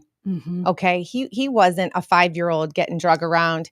He was 14. And the fact that he says that he absolutely has no remorse for going around to these Jewish families and taking everything that they owned, because he was running around with the Nazis. He was pretending to be a Christian boy. But if he didn't do it, somebody else is going to do it. So it might as well be him. So, and he was only a spectator. So there's no connection for him. And it just goes right back into how easy, and this is a Jewish man, how easy it is for anti-Semitism to just be raging right now. It's never stopped. And that's the problem. It's been around forever. And, it took someone like Adolf Hitler in 1933 when he came into power to make it just blow up. And yes. And that's interesting with him being Jewish. And that's the thing that I hope that Jewish people are waking up, because a lot of Jewish people have voted democratically. And now they're seeing this all blow up in their face. And this has been orchestrated for so long. And Soros has been behind so many of those things. And, you go over into a Jewish community, say here in St. Louis, you go over into Creve Coeur, and there is an area like that, a lot of places across the United States where a lot of Jewish people lived. And when you drove through, there was Black Lives Matter signs on half the houses. And then there was Ukraine flags on half the houses. And then some of them went on to even not put up signs for their own foundation of Israel. Now those signs are coming down. You know, those Black Lives Matter signs are coming down. Not quick enough. But you're right. They're still there. They're still there in those communities. In Jewish communities, they're there. And I want to walk up to a Jewish family and just shake them and go, do you not understand what Black Lives Matters is and where the money comes from? And the pro-Palestinian is part of the Black Lives Matters money. And they don't seem to understand it. Well, maybe now they're starting to realize that it's not as cut and dry as they try to make it look like and seem like. And I'm hoping that people are really looking into exactly who they think this Democratic Party is. Yes. I'm all for social justice. That's what I do. I live my life based around human rights and social justice. And I am all for all of these things. But it's when you start bringing in hate, and it's hate that has lipstick on it. Correct. It's not hate that just comes out. It's hate. And again, that goes back to Satan. He's the master of disguise. Yes. And that's what happens. And that's why people start believing all of these, crazy things that are, and the people on the right, the Republicans, those for the most part are the people that are doing the work. They're not talking about it. They're not sitting at home on their keyboards. Yes. They are the ones that are actually going out and putting time and money into the inner city communities where Black Lives Matters apparently was, going to be putting all their money. They weren't putting the money there. And it was other people that were showing up and putting their time and volunteering and making these communities better and not just virtue signaling and talking about it. Yes. And Megan, you're right. Social justice is a good thing. But because it's been used in such a bad context and used so much by progressive liberals that it's almost a bad name. And I'm for social justice too. I am for being fair and having multiracial things. Some things you guys probably don't even know. My master's degree is in multicultural education. But that was for me to understand the other cultures. And now I'm almost ashamed of that degree because that is kind of ugly at this point, because if you talk about things that are multicultural, it's like, okay, then you're anti-American and you're this and you're that. I did that because I knew I wanted children of a different race. I ran a child care center and it was in white USA, St. Charles County. And I knew things were going to change. And it did. By the time I sold my preschool, we were known as the school that was a Christian school that you could be a person of every race and come there. You were treated no different. But that's the key. No different. I didn't look at the little Black children as the victims. I didn't look at the white kids as the oppressors. I didn't look at the Asian kids like they were smarter than, say, the Middle Eastern child. They're all treated like God's children and the same.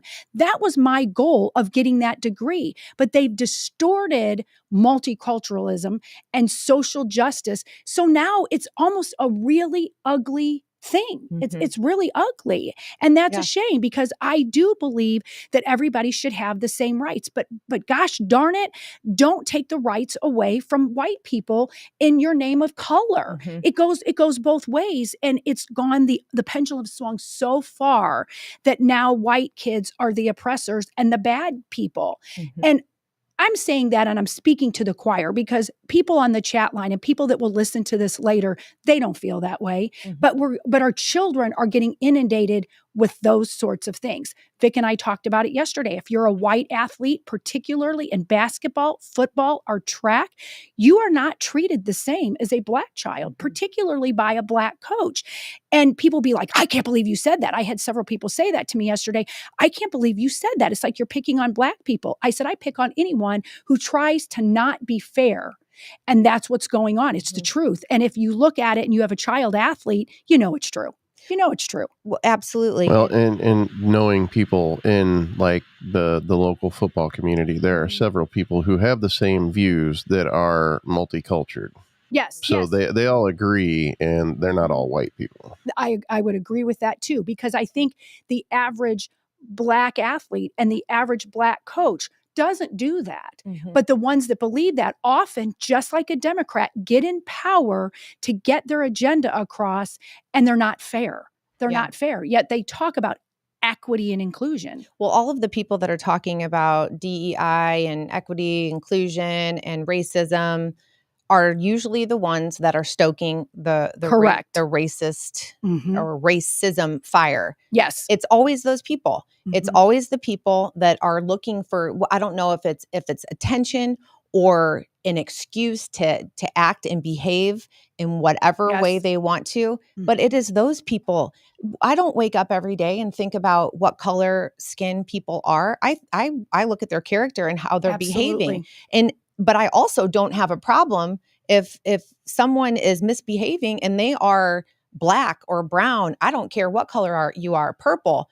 I'm going to have a conversation about it. Correct. And I'm not going to feel bad about it because it's not about the color for me. And I think that that's where people are starting to cower so much these days is that, and like you said, on this chat line, and all of the listeners probably feel the same way. But I think it's important too to let people know that it's okay to have conversations. And you do need to have conversations. Absolutely. I was only once in 26 years of owning my preschool accused of being a racist. And it was a good looking grandfather came in and he said, I need to talk to you. And he wasn't really me being accused of being racist. It was one of my teachers. He said he walked into the room and he said a teacher was having a kind of a stern discussion with 5-year-olds about throwing toys at people or whatever. And he said, and 2 of the kids that were being talked to sternly were black. I said, okay, let's go back there and talk. And when I walked back in there was 4 kids. 2 were white, 2 were black. And the grandpa goes, oh my gosh, I'm so sorry. I said, because we don't see color here.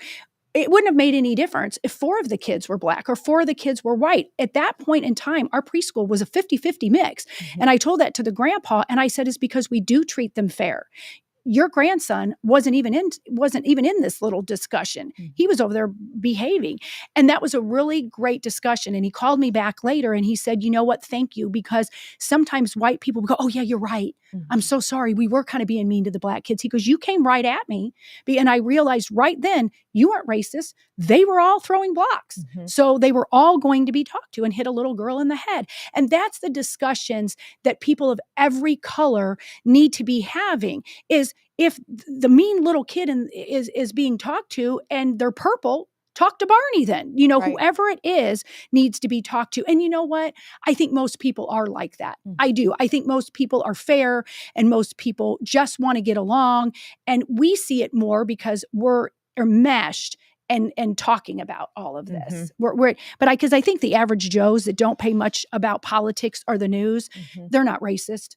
They have friends of every color, and it's just not a big issue. It's our media that's making this such a big issue, and that's really sad. Well, and I think that racism is still an underlying factor in Germany, which is where the Anne Frank, the school is going to be renamed. And they tried to say recently that it's because of the October 7th, that it is just really, it's kind of just an uncomfortable name for a school with all of the anti-Semitism going on. But they've been talking about taking her name off of this school for quite some time. Correct. And they have a lot of Muslim community in this area. And they feel that it's very hard to explain someone that is unknown because she is unknown to Muslims. Isn't it very hard That's to sad. explain. So to me, it just makes more sense to explain. I mean, put a plaque up, tell the story. It is such a huge part of history that, that this little girl, was in hiding for 761 days. Yes. This girl hid from people that hated Jews. I mean, that's her and her family were hiding. And so for them to want to take the name away because kids don't understand it or because Muslims don't know who she was, I think that is even more reason to keep the name, to talk about her, and to talk about so many more stories that are just like hers. Correct. I agree with that. And it's like right now, everything is spinning out of control with talking about Anne Frank. And then that whole issue then even goes over to our own country. They're attacking Jewish people in Germany, Jewish people here in America, and they're still attacking us as Americans. Now they're going to attack, and what I'm saying, you or they, is the uniparty and the left and any of the right that go along with it. Now, are we going to be able to pick our president? I mean, are we? Because the Colorado Supreme Court came out yesterday and says they're banning our presidential choice from being on the ballot. Now, it shouldn't surprise us. It's Colorado, once a great state, now is becoming a liberal area with so many homeless people and shooting up drugs on the street. So that shouldn't surprise us. And I think in the long run, it's going to be no big deal again, because I think it'll be tossed out once it's come to the U.S. Supreme Court. But I mean, it's like, just when I think they can't do any more, they can't be mean to Jewish people, and then they're mean to Jewish people, and now they want to take our vote away. Yeah. And the funny thing is, I watched over and over and over his speech. The speeches leading up to January 6th and the speeches on the day of January 6th. And they had to say, the Supreme Court had to say, what was the insightful behavior? What was it that provoked all of these people to have the worst terrorist attack on our soil since 9/11? What exactly was it? And Joe, if you have those pictures, I have you'll see the two phrases that he said that was inciting this horrible Yes, and event. I think you have them they're in red. Yeah. They're in red. Yes. And that's what's so interesting about that. Here's one if you want to read it, Megan. So we won this election and we won it by a landslide. Okay. And then there's one other. Oh, and those well, right you there, put that back up, Joe. Go ahead and put that one back up. Here are the four. Okay, we have a picture up right now, and what the picture of has a circle around the faces that are the four Colorado Supreme Court justices who just voted to remove Donald Trump from the 2024 ballot. And I'm going to read their names: Richard Gabriel, Melissa Hart, Monica, I think it's Marquez, and William Hood III. So anybody that, if you're watching the show, feel free to research them and see that they truly had Trump derangement syndrome. They absolutely did. They really, really did. And do. And they were appointed by all of them by Democrats. Correct. So they weren't elected. They were all appointed. And the reason behind the insurrection is it's insane. It makes zero sense. There's not one thing that I can think of that would make them think that this was an act of incitement. Correct. But they did say, as far as the 14th Amendment as for the insurgency, it was not his First Amendment rights were not protected. There are so many gray lines in this that it just can't happen. There's no way that the Supreme Court is going to let this continue. No, they're going to throw it out is my prediction. But that just shows you what's going to continue to happen and has been happening. And this isn't, oh my gosh, as I've said so many times, America is in love with a particular human being. They're in love with the only person that will save their country from the hellhole it's becoming under Obama and Biden. And they love their country. And so that's what this is about. And we'll be talking more about that, to come. And that's pretty much all that everybody knows about it right now is this is what's happening. They're probably going to do it again, but it's going to be thrown out. And we'll talk about that in a little bit. And, it's just sad. And, now we're going to talk about something different. Many of you that are on the chat line, regardless of what you feel about any of this that we talked about today, probably when you get done, if you're somebody like soda, you might go drink soda. If somebody wants a big juicy hamburger, you might do that. If somebody wants to take a gummy, you might do that. Because after the heavy stuff we talked about, people that do gummies might want to have one. And so we're going to right now, Ham from Route 66. Hey, Route, I called you Route because that was written. Ham from Route 66. How are you, my friend? Oh, I'm on the struggle bus a little bit. Oh, no. Oh, you are? How come? Well, I think caught something while I was traveling, so I didn't want to come in the studio and get you guys sick. So Makes sense. I appreciate that. Yeah, I do too. If I'm stuffy or use my Kleenex here, I apologize. That's going around for sure. I know last week and the week before, Vic was like that every day in the studio, and I was really proud of him because he could do the whole show, and it was like he needed to blow his nose the whole time. Surprised I didn't get it. But we're glad that you're on. And Ham, today we were talking about some heavy stuff like spiritual battles and warfare and sex trafficking and Pizzagate and the Epstein list that came out and the Colorado Supreme Court taking voters, rights away and all of that. And then as I'm driving in here, I was hearing, oh my gosh, I don't know if this is good or if this is bad, but I heard on a news station that there is a group of people that work for a cannabis company or companies, and they want to unionize now. Are you hearing anything about that? Yeah, I'm hearing that. We've seen that around. I don't really have an opinion one way or another because, unfortunately, the cannabis industry is still very new.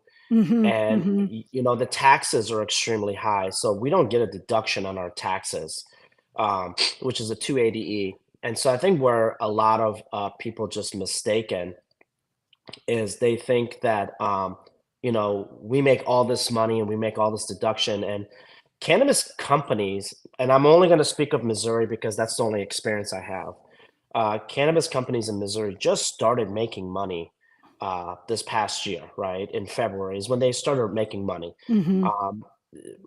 Before that, when it was medical, people were not making money. They can say they were making money. They were not making money. Most were losing money. We were putting in our own capital to keep it alive.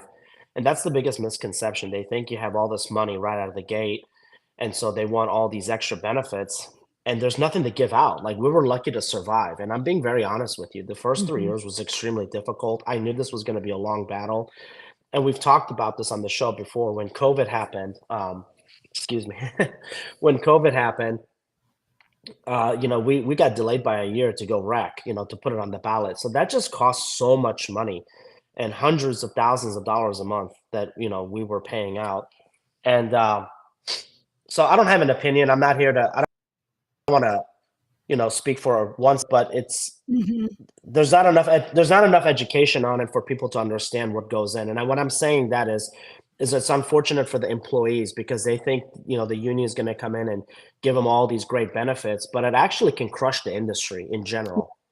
That's what I was worried about too. When I heard that, that sounds great in theory to work, with a union, but what it sometimes does to the business owner who's already not making the money that other people think they do as a former business owner and watching this, conglomerate come up, with podcasting, owning a business is rough. And it doesn't mean that you don't love your employees. Everything is about your employees, but sometimes the employees don't understand what an owner is going through. And as soon as I heard that, I thought, I can't wait to talk to Ham about that. And they don't. It's unfortunate. They just assume you have all this money. And, I have to remind people, even when I was in my old industry, everything I've built is from other investments, right? To this day, I haven't collected a penny from what I do, right? And I intentionally don't collect because I try to keep it in the business to save jobs and to be able to keep the growth of the business and to be debt free. And a lot of people don't know that. They see my life and they see my lifestyle and they just assume like, I've made millions and millions of dollars from selling cannabis. And that's not true at all, right? We just started making money, like I said, this past year. And I've put it all back into the business to keep the business going and to be able to do other things for our employees. And we have amazing managers and amazing budtenders. And I'm so proud of all of them. And I appreciate their patience. But everything I have is not from cannabis, right? This is what I've put into it. And it's kind of like the best analogy I can give you is when someone buys a sports team. They think these sports owners, a billionaire goes in and buys a sports team and they're making millions and millions of dollars owning a football team. And they actually don't, right? It's almost like it's like a toy for them. Unless you've bought in like Jerry Jones back in the day, or like Mark Cuban, and the valuation's gone up in the beginning, you don't make any money. I mean, think about these contracts they're paying these players, right? It's not what people think. Yeah, that's true. Now, with that said, doesn't mean I'm not going to make money. It doesn't mean I don't have valuation. I'm not, the company has no value. But when you're a business owner, you get paid last. That money comes last, and 100%. that's the risk of being an entrepreneur. Yes, you pay yourself last, and Mhm. yes, you get rewarded the most, but you also had the longest patience and risk, yes, right? yes. That is 100% true. That in the end, the owner should be the one to make the most money because they've made the risk. But so often at the early stages, the owner takes nothing personal out of the business at all. And the first thing that you should pay is your employees. And then you got to keep your lights on and the mortgage or the rent or whatever that. It's a rough thing to do. You're spot on, Ham. Now, when 280E passes, and we think the Biden administration is going to pass it, they are pro cannabis, so that is probably the only one good thing that's coming from the administration. Hopefully, he won't fall asleep at the wheel, right, and forget to push this through. But that will change things, and we will be able to do a lot more for our employees. And I think a lot of people in the cannabis industry in Missouri, and again, I can only speak in Missouri, will do more and do other benefits and give back.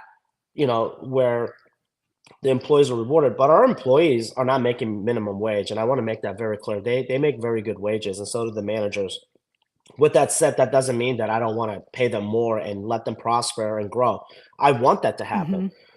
But you still have to run a business, and if you do it for everyone right now, you will go out of business, and that's the scary thing. It just is. It's a very tough balance. Yes, it is. Yeah. It definitely is. Well, and to be a good business owner, you do have to keep reinvesting your money and take care of the people that are working for you. And I think that it sounds like you're doing that.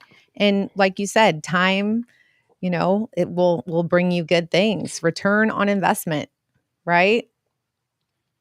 For sure. Everything I've ever done in my career, it's been all about patience. And yes, I've made a lot of money, but it's come with a lot of time, right? So when people look at my lifestyle, like, oh, look at where you live or look how you travel, that's because those are things that I invested in 5, 6, 7, 10 years ago that has just paid off, right? It's not because I opened up a dispensary and I'm just like piling in cash and taking it home. And that's the misconception, right? It just is. Yeah. Yes, it's so true. And in any good business, often the one that's the most successful is like the old fable, the tortoise and the hare. It's the one that keeps plodding along and doesn't quit and plodding and plodding. And the one that kind of, you've seen nightclubs or different places that just burst out on the seam and there's this huge thing all at once, and then they spent all their money and it's gone. So you have to have patience, persistence, and keep plodding along like the hare and the tortoise and the hare. I've seen it with a lot of businesses. Do you guys remember the Fidelis Yes, Group? I certainly do. I mean, there's a prime example. They had a great business model. They just got greedy, right? And instead of keeping the money in the business, they went, because it's what I call new money, right? They had never made money. Suddenly, they make millions and millions of dollars a month, and they go build a $40 million house, and they're buying exotic cars and exotic everything, right? Yes. But what they forgot to do was keep the money in the business and make sure it was a sustainable business. Right. And that's where they messed up. And there's other businesses that they do the same business model that have come out, and they do very well, but they take care of their employees first, and they're smarter business people. And that's probably the biggest, I would say, misconception. It's just people just assume all of that stuff. And it's hard because if you're not ready to be an entrepreneur and the money comes in, it's almost like it's in a bank account and it stares at you and you're like, oh my God, I'm rich. Do we have money in our business accounts that's got a lot of zeros behind it? Yes. But I have to remind myself, we have taxes, we have insurance. I mean, I don't even want to tell you what cannabis insurance costs for 5 stores and a grow and a manufacturing, but it's mind blowing, right? It's in the hundreds of thousands of dollars just to insure the business. Right. So while your account looks like you have so much money, you have to remember to pay all these other things that are coming due. And that's the thing that, and at the beginning, if you're not good with money, I know I opened up my first business in 1993. And if I hadn't had a good friend that was a good accountant, I would have been closed. And I owned it for nearly 30 years. But he would say, you have to pay this FUTA tax, and you have to pay this unemployment tax, and you have to pay workman's comp. And he would come in and show me the lines and how important it is. And I remember one day taking it and kind of pushing it off my desk. And I said, I'll get to it later. He said, if you don't get to it now, you won't get to it later. And what'll happen is the IRS is going to come knocking on your door, or the light company is going to come. So you have to be diligent and do those things, or you could become a Fidelis that does buy this exotic cars and big mansions that never got completed, and you didn't pay your taxes, and they're going to come knocking at your door. Oh, absolutely. And I think the other scary thing is you have to remind yourself as a business owner, you have to have reserves for Yes. what I would call an oh shit moment, Yes, and there's right? always an oh Like shit moment. it's gonna happen. I mean, a generator blows out. We've had last year we had really bad storms and we had some hail damage that poked some holes into the roof of one of our canopies. Well, guess what? That's not insured. Oh, wow. We Yeah. have insurance, but it's not insured. So who's going to pay for that roof? Where's that money come from? Yeah. Right. So you have to have the reserves. It only takes one bad harvest, right? It only takes one bad harvest for any cannabis company, and you're not making any money for at least a quarter. And that's probably the out of all the things that scare me every night, it's please no mold, no bugs, Yes. keep the harvest going. I mean, and anyone that's like listening, that's, in the agricultural side of the world, whether it's farming, they're doing, beans or corn or any other plants, or even like flowers that they sell to like Home Depot or other nurseries. That's when they hold their breath, right? Yeah. That just happened to a local grower too. I think recently, like 30% of their crop had mold or something like that, and they had to destroy it. That's awful. Yeah, you don't have a choice. You can't sell it to the consumer. Right. I mean, I know I've heard people in the industry, not in Missouri, but just in general, have tried to push that stuff through. But I mean, my God, you're going to get people sick. If you get caught with it, it shuts your business down. So I mean, there's just so much risk. It is, and I know mold is the key word. I know I went to a restaurant sometime this fall, and they served me actually a moldy salad, and I just sent it back and asked them to give it to me. And I never send things back, but you can't eat mold. And I'll be doggone if like a month later they were closed. I don't know if the health department shut them down or they were just getting rid of all of what was their inventory in the refrigerator. So yeah, you don't want to serve anything with mold. No. Nothing. No, you can't. People do. We just don't, right? I have to be able to sleep at night, and I always joke with my friends. I'm not built to go to prison, right? I'm just too pretty for it, right? Too pretty for it. I hate to say it, but I am too pretty for it. I like my shampoos, I like my conditioners, I like my face creams. I'm not trying to sound pretentious. I'm just saying, like, I like my soft skin. So I'm not doing it, right? Like, I'm like, there's no way. That scares me the most. I'm like, I'd rather lose the money and start all over than to be embarrassed and, be sold up with somebody that's not nice. That's exactly right. They might have a soap on a rope, and that could be awful. You don't want that. Oh my gosh, that is such a good point. That does keep or should keep a business owner up at night. I don't want to go to prison with Bubba in my same cell, and I don't have my shampoo. You got to stay humble. But people don't think that. Keep your skin soft and stay humble, right? Yeah, you gotta. It's humility is like one of the greatest things that you could ever acquire, and I remind myself every day, it's going to be okay. Just the people that work for us, some of them I'm a little closer to just because we have more interaction throughout the day, and they've seen me stress over the last 3 years. Sure. I mean, it was tough the first 3 years in the industry, especially the first year and a half, where all you're doing is spending and there's no revenue because you weren't even open yet. You're building out facilities. I mean, who's paying for all this That's stuff? exactly right. I was told when I went into business that you will see no money for yourself for a minimum of 3 years. And if you take it and you can get money in the first 3 years, you do need to stockpile it because a rainy day will come and a business is going to make it if it's been there in between 3 and 5 years. But you can't even be secure in the first 3 years if you don't have reserve money. So that's all about the reserve money. That is very true. I've given myself a 5-year window where I say, okay, if I've hit the level where I think I can hit in 5 years, then everyone's going to prosper. But it's a very fine line, and let me explain. So if you work for me, right, and you're let's just say you're making 50, 60, 70, 80, $100,000 a year. It doesn't matter what the number is, but just pick a number. And you're hearing me tell you this.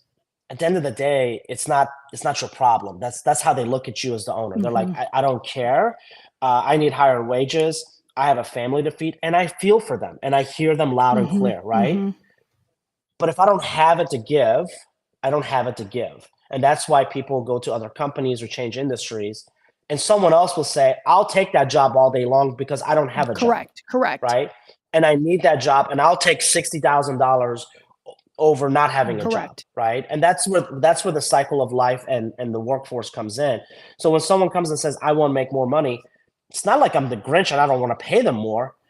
I just, when you have 140 employees, you just can't do it for everyone. Right. And yes, you have key employees that have different jobs and different roles, just like every company. And you know, you have to think about how you want to save them or encourage them or promote them. But no business can do it for everyone. And that's just real facts. It doesn't matter what industry you work in. Take Amazon, for example. You just can't do it. As much money as they make, if they gave some massive increase, they can't do it. And like, look at, like, for example, after what happened with COVID, have you noticed the price of fast food? Yes, it's gone up exponentially for sure. It doesn't even make sense. I was in Vegas a month ago, and so I'll give you my guilty pleasure. My guilty pleasure in Vegas is when I leave Vegas, anytime I go, and I usually go 2-3 times a year, I love Popeye's chicken. I just do, okay?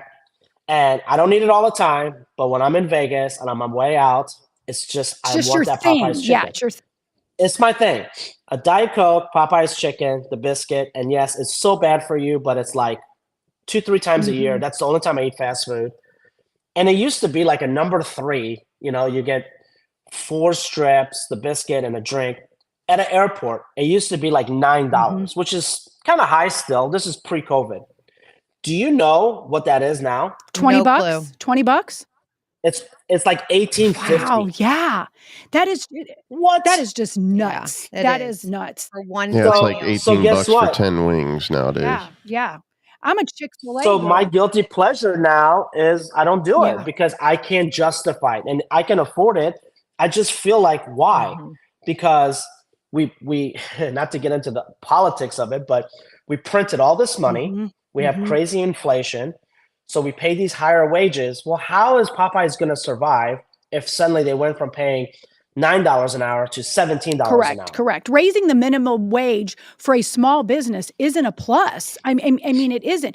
You like you said, if you've got, and that's okay if the employee's making more money. I mean, I applaud them.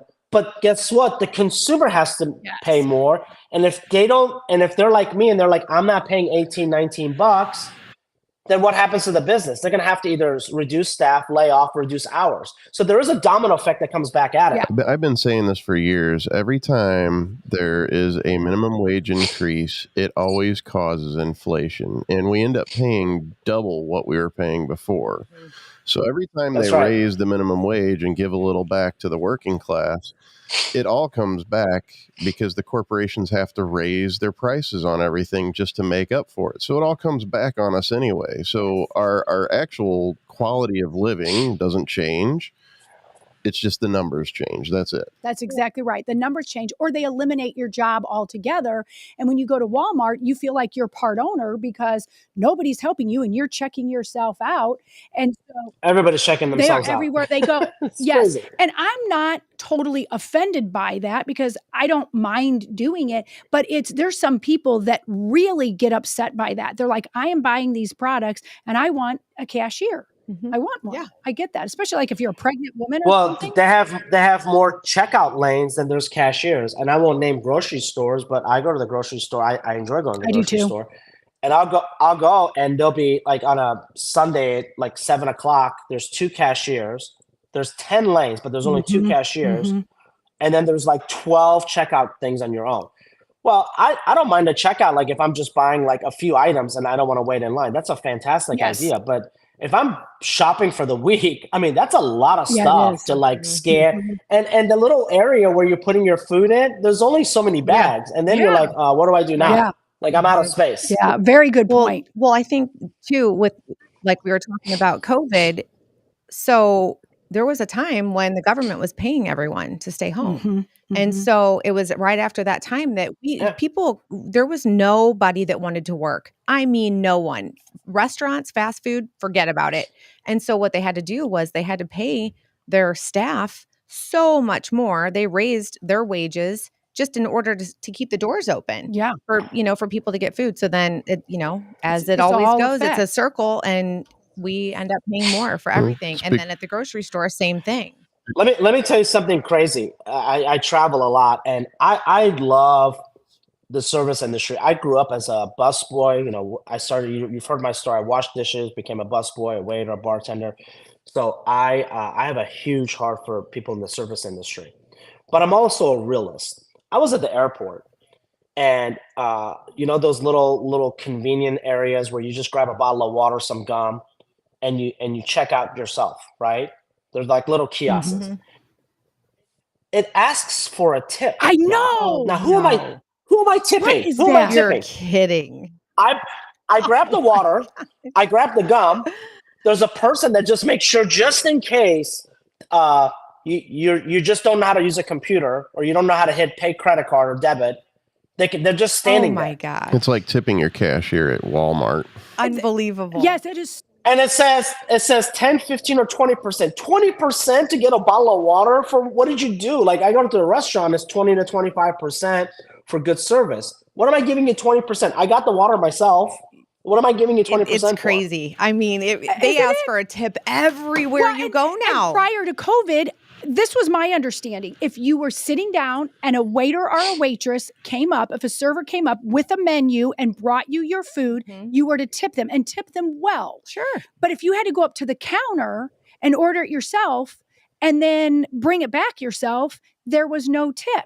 But now everybody thinks they get a tip. So here's the thing. It's literally major corporations raising everything. So we get the stimulus checks. We get, everything during COVID. They get the minimum wage increase, all that. Then we get inflation on top of that, which I forgot my point. Hold on a second. It's all right. But yeah, well, like we were saying, it's just a big bowl of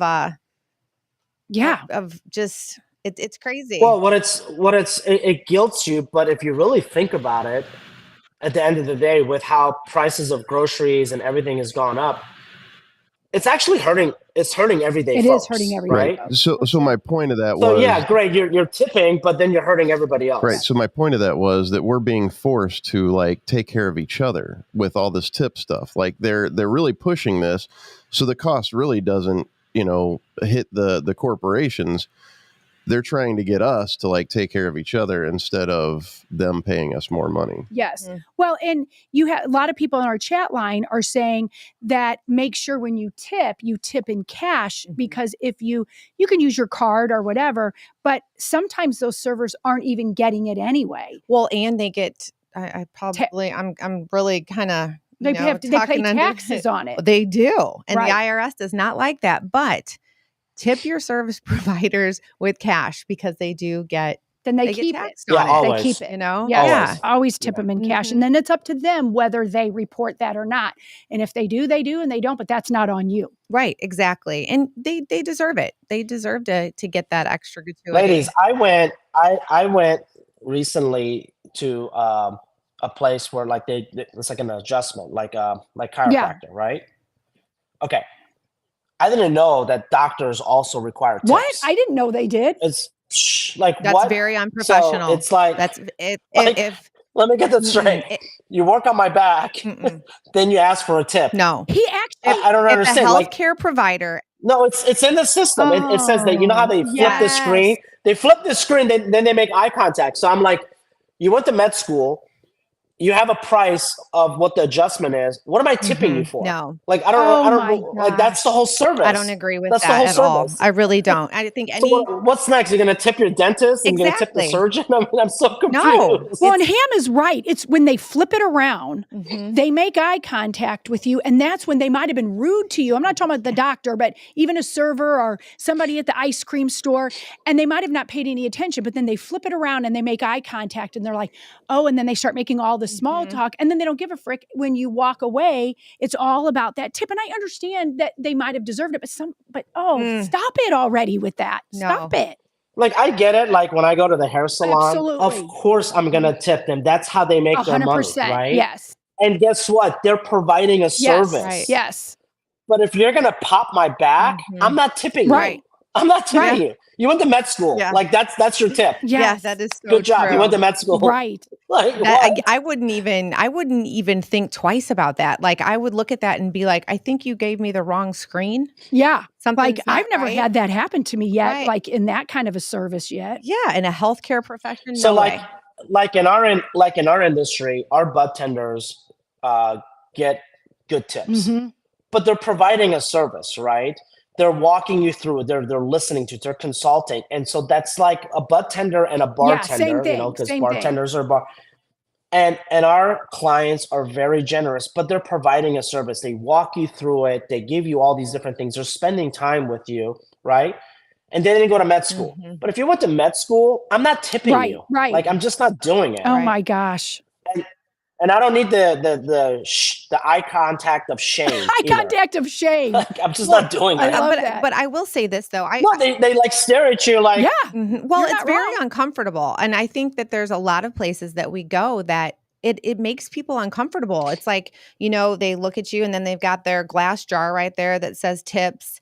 And sometimes you're thinking, what in the heck? Like this does not deserve or require a tip. And it makes people super uncomfortable. Yeah. Even in, a situation like you're saying, like when someone were to come in and, you're given a great service and an added service, I think that that's okay. But there's sometimes when people are doing absolutely nothing for you and you're feeling like you should participate in that gratuity jar. And it's crazy. It is. Our world is going correct. So like when you go nuts. to a restaurant and you have a really good waiter or waitress and they do a good job, we usually do 20, 25, 30%. Mm-hmm. But if I'm ordering from the restaurant and I'm hitting my little card number slot, the parking spot, they're asking you the little thing when they come out, it says 15, 20, 25%. Now let me get this straight. You bring my food out to me. You're not refilling my water. You're not asking how my food is. You're not picking up my plate. You're not cleaning the table. You're bringing it out. I will tip you because I think there is a service value there that you're bringing the food to my car, not getting out of my car. I agree. And I'm not here to offend anyone, but I don't think you deserve 20%. Right. Versus the person that's actually in the restaurant, that's attending to you, having conversations, refilling your iced tea water, bringing you a cocktail, cleaning up after you. That's real work to me, right? Yeah. Yeah. To me, that's real work. Mm-hmm. But if you're coming to my car, I'm going to tip you. I just don't think you get. I don't think you get 20%. I think that's aggressive. Yeah, I think 10% for something like that is good. Yeah, I do too. I think that's fair because the kitchen is the one that packed it up, right? Yes. But the kitchen's not getting the tip; they're bringing it out to you. So I think 10% is a fair number, but 20%, I might as well go inside the restaurant and actually enjoy the experience then for the 25%. Well, Dawn is saying on the chat line, and this makes a lot of sense. They had a new furnace installed yesterday and they didn't tip them because they were getting work and there was 2 workers, but she did buy them lunch. So, I mean, that's a good trade-off too. I think that's a good thing to do. Yeah. And I'm like that too. I am definitely a pro tipper, but it has gone it's gotten out of control. Out of control. Everybody wants a tip for everything.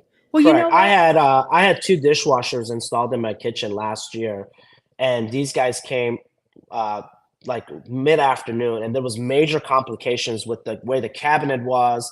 And man, what was supposed to be a 1-hour job ended up being like a 4-hour job. These guys are sweating. It was a lot of work, and they modified things. And then they didn't ask for any more money. They were modifying. So I gave them each $100, right? Yeah, that's I gave them each awesome. $100 That's a nice thing to do.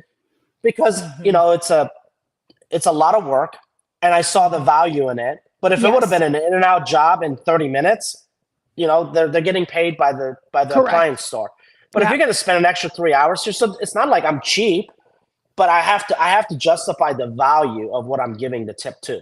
Yeah, that's a very good point. Well, you guys, I think it's, we're already at the end of the show. That just flew by. What a good conversation, Ham. When you come on, you talk about your business. Before we clock out, though, tell us again why, what the name of your business is and where your locations are.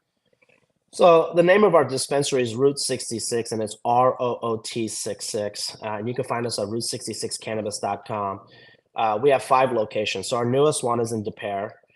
which is right on Manchester. And then we have I almost said office. We have a dispensary in South Grand.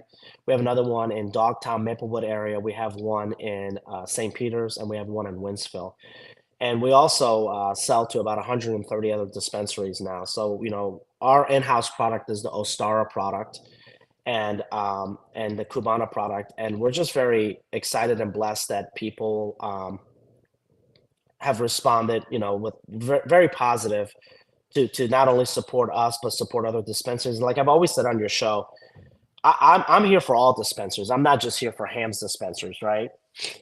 It's a small community and we love supporting each other. And I think that's key. So if you don't make it to our dispensary and you go to another dispensary, we love for you to check out our products, but thank you for supporting other dispensaries too. Yeah, well, that's awesome. Well, and I hope you feel better. And I appreciate you coming on. Video chat is just as easy to do too. So if that's what you want to do, that's great. And we know you didn't feel good, but boy, you sure brought it today. You are a very good business owner, and we love hearing about how you love your business and how you treat your employees. That is just a beautiful thing. So, well, you make people want to support your business in particular. So thank you, ladies. I appreciate it. Definitely. Yes. Well, I'll be in next week. I didn't want to come in and just be spilling my germs all over your office or your studio. We appreciate that. Yeah, we do appreciate that with Christmas coming up. So I do appreciate that as well too. Yeah, absolutely. Absolutely. Very good. Well, that is it today for Cancel This Show, cancelthisshow.com. Thank you so much, Ham. And always, we cannot do this show without our wonderful Pro Joe. And Megan, I love when you're here. It's such a good thing. We got into it today. We sure did. And thank you so much, all of the listeners. I know it was a heavy, heavy show with some big stuff, but have a great day. And Vic will be back tomorrow. And have a wonderful, wonderful day in America and wherever you are. Bye, guys. Thank you so much.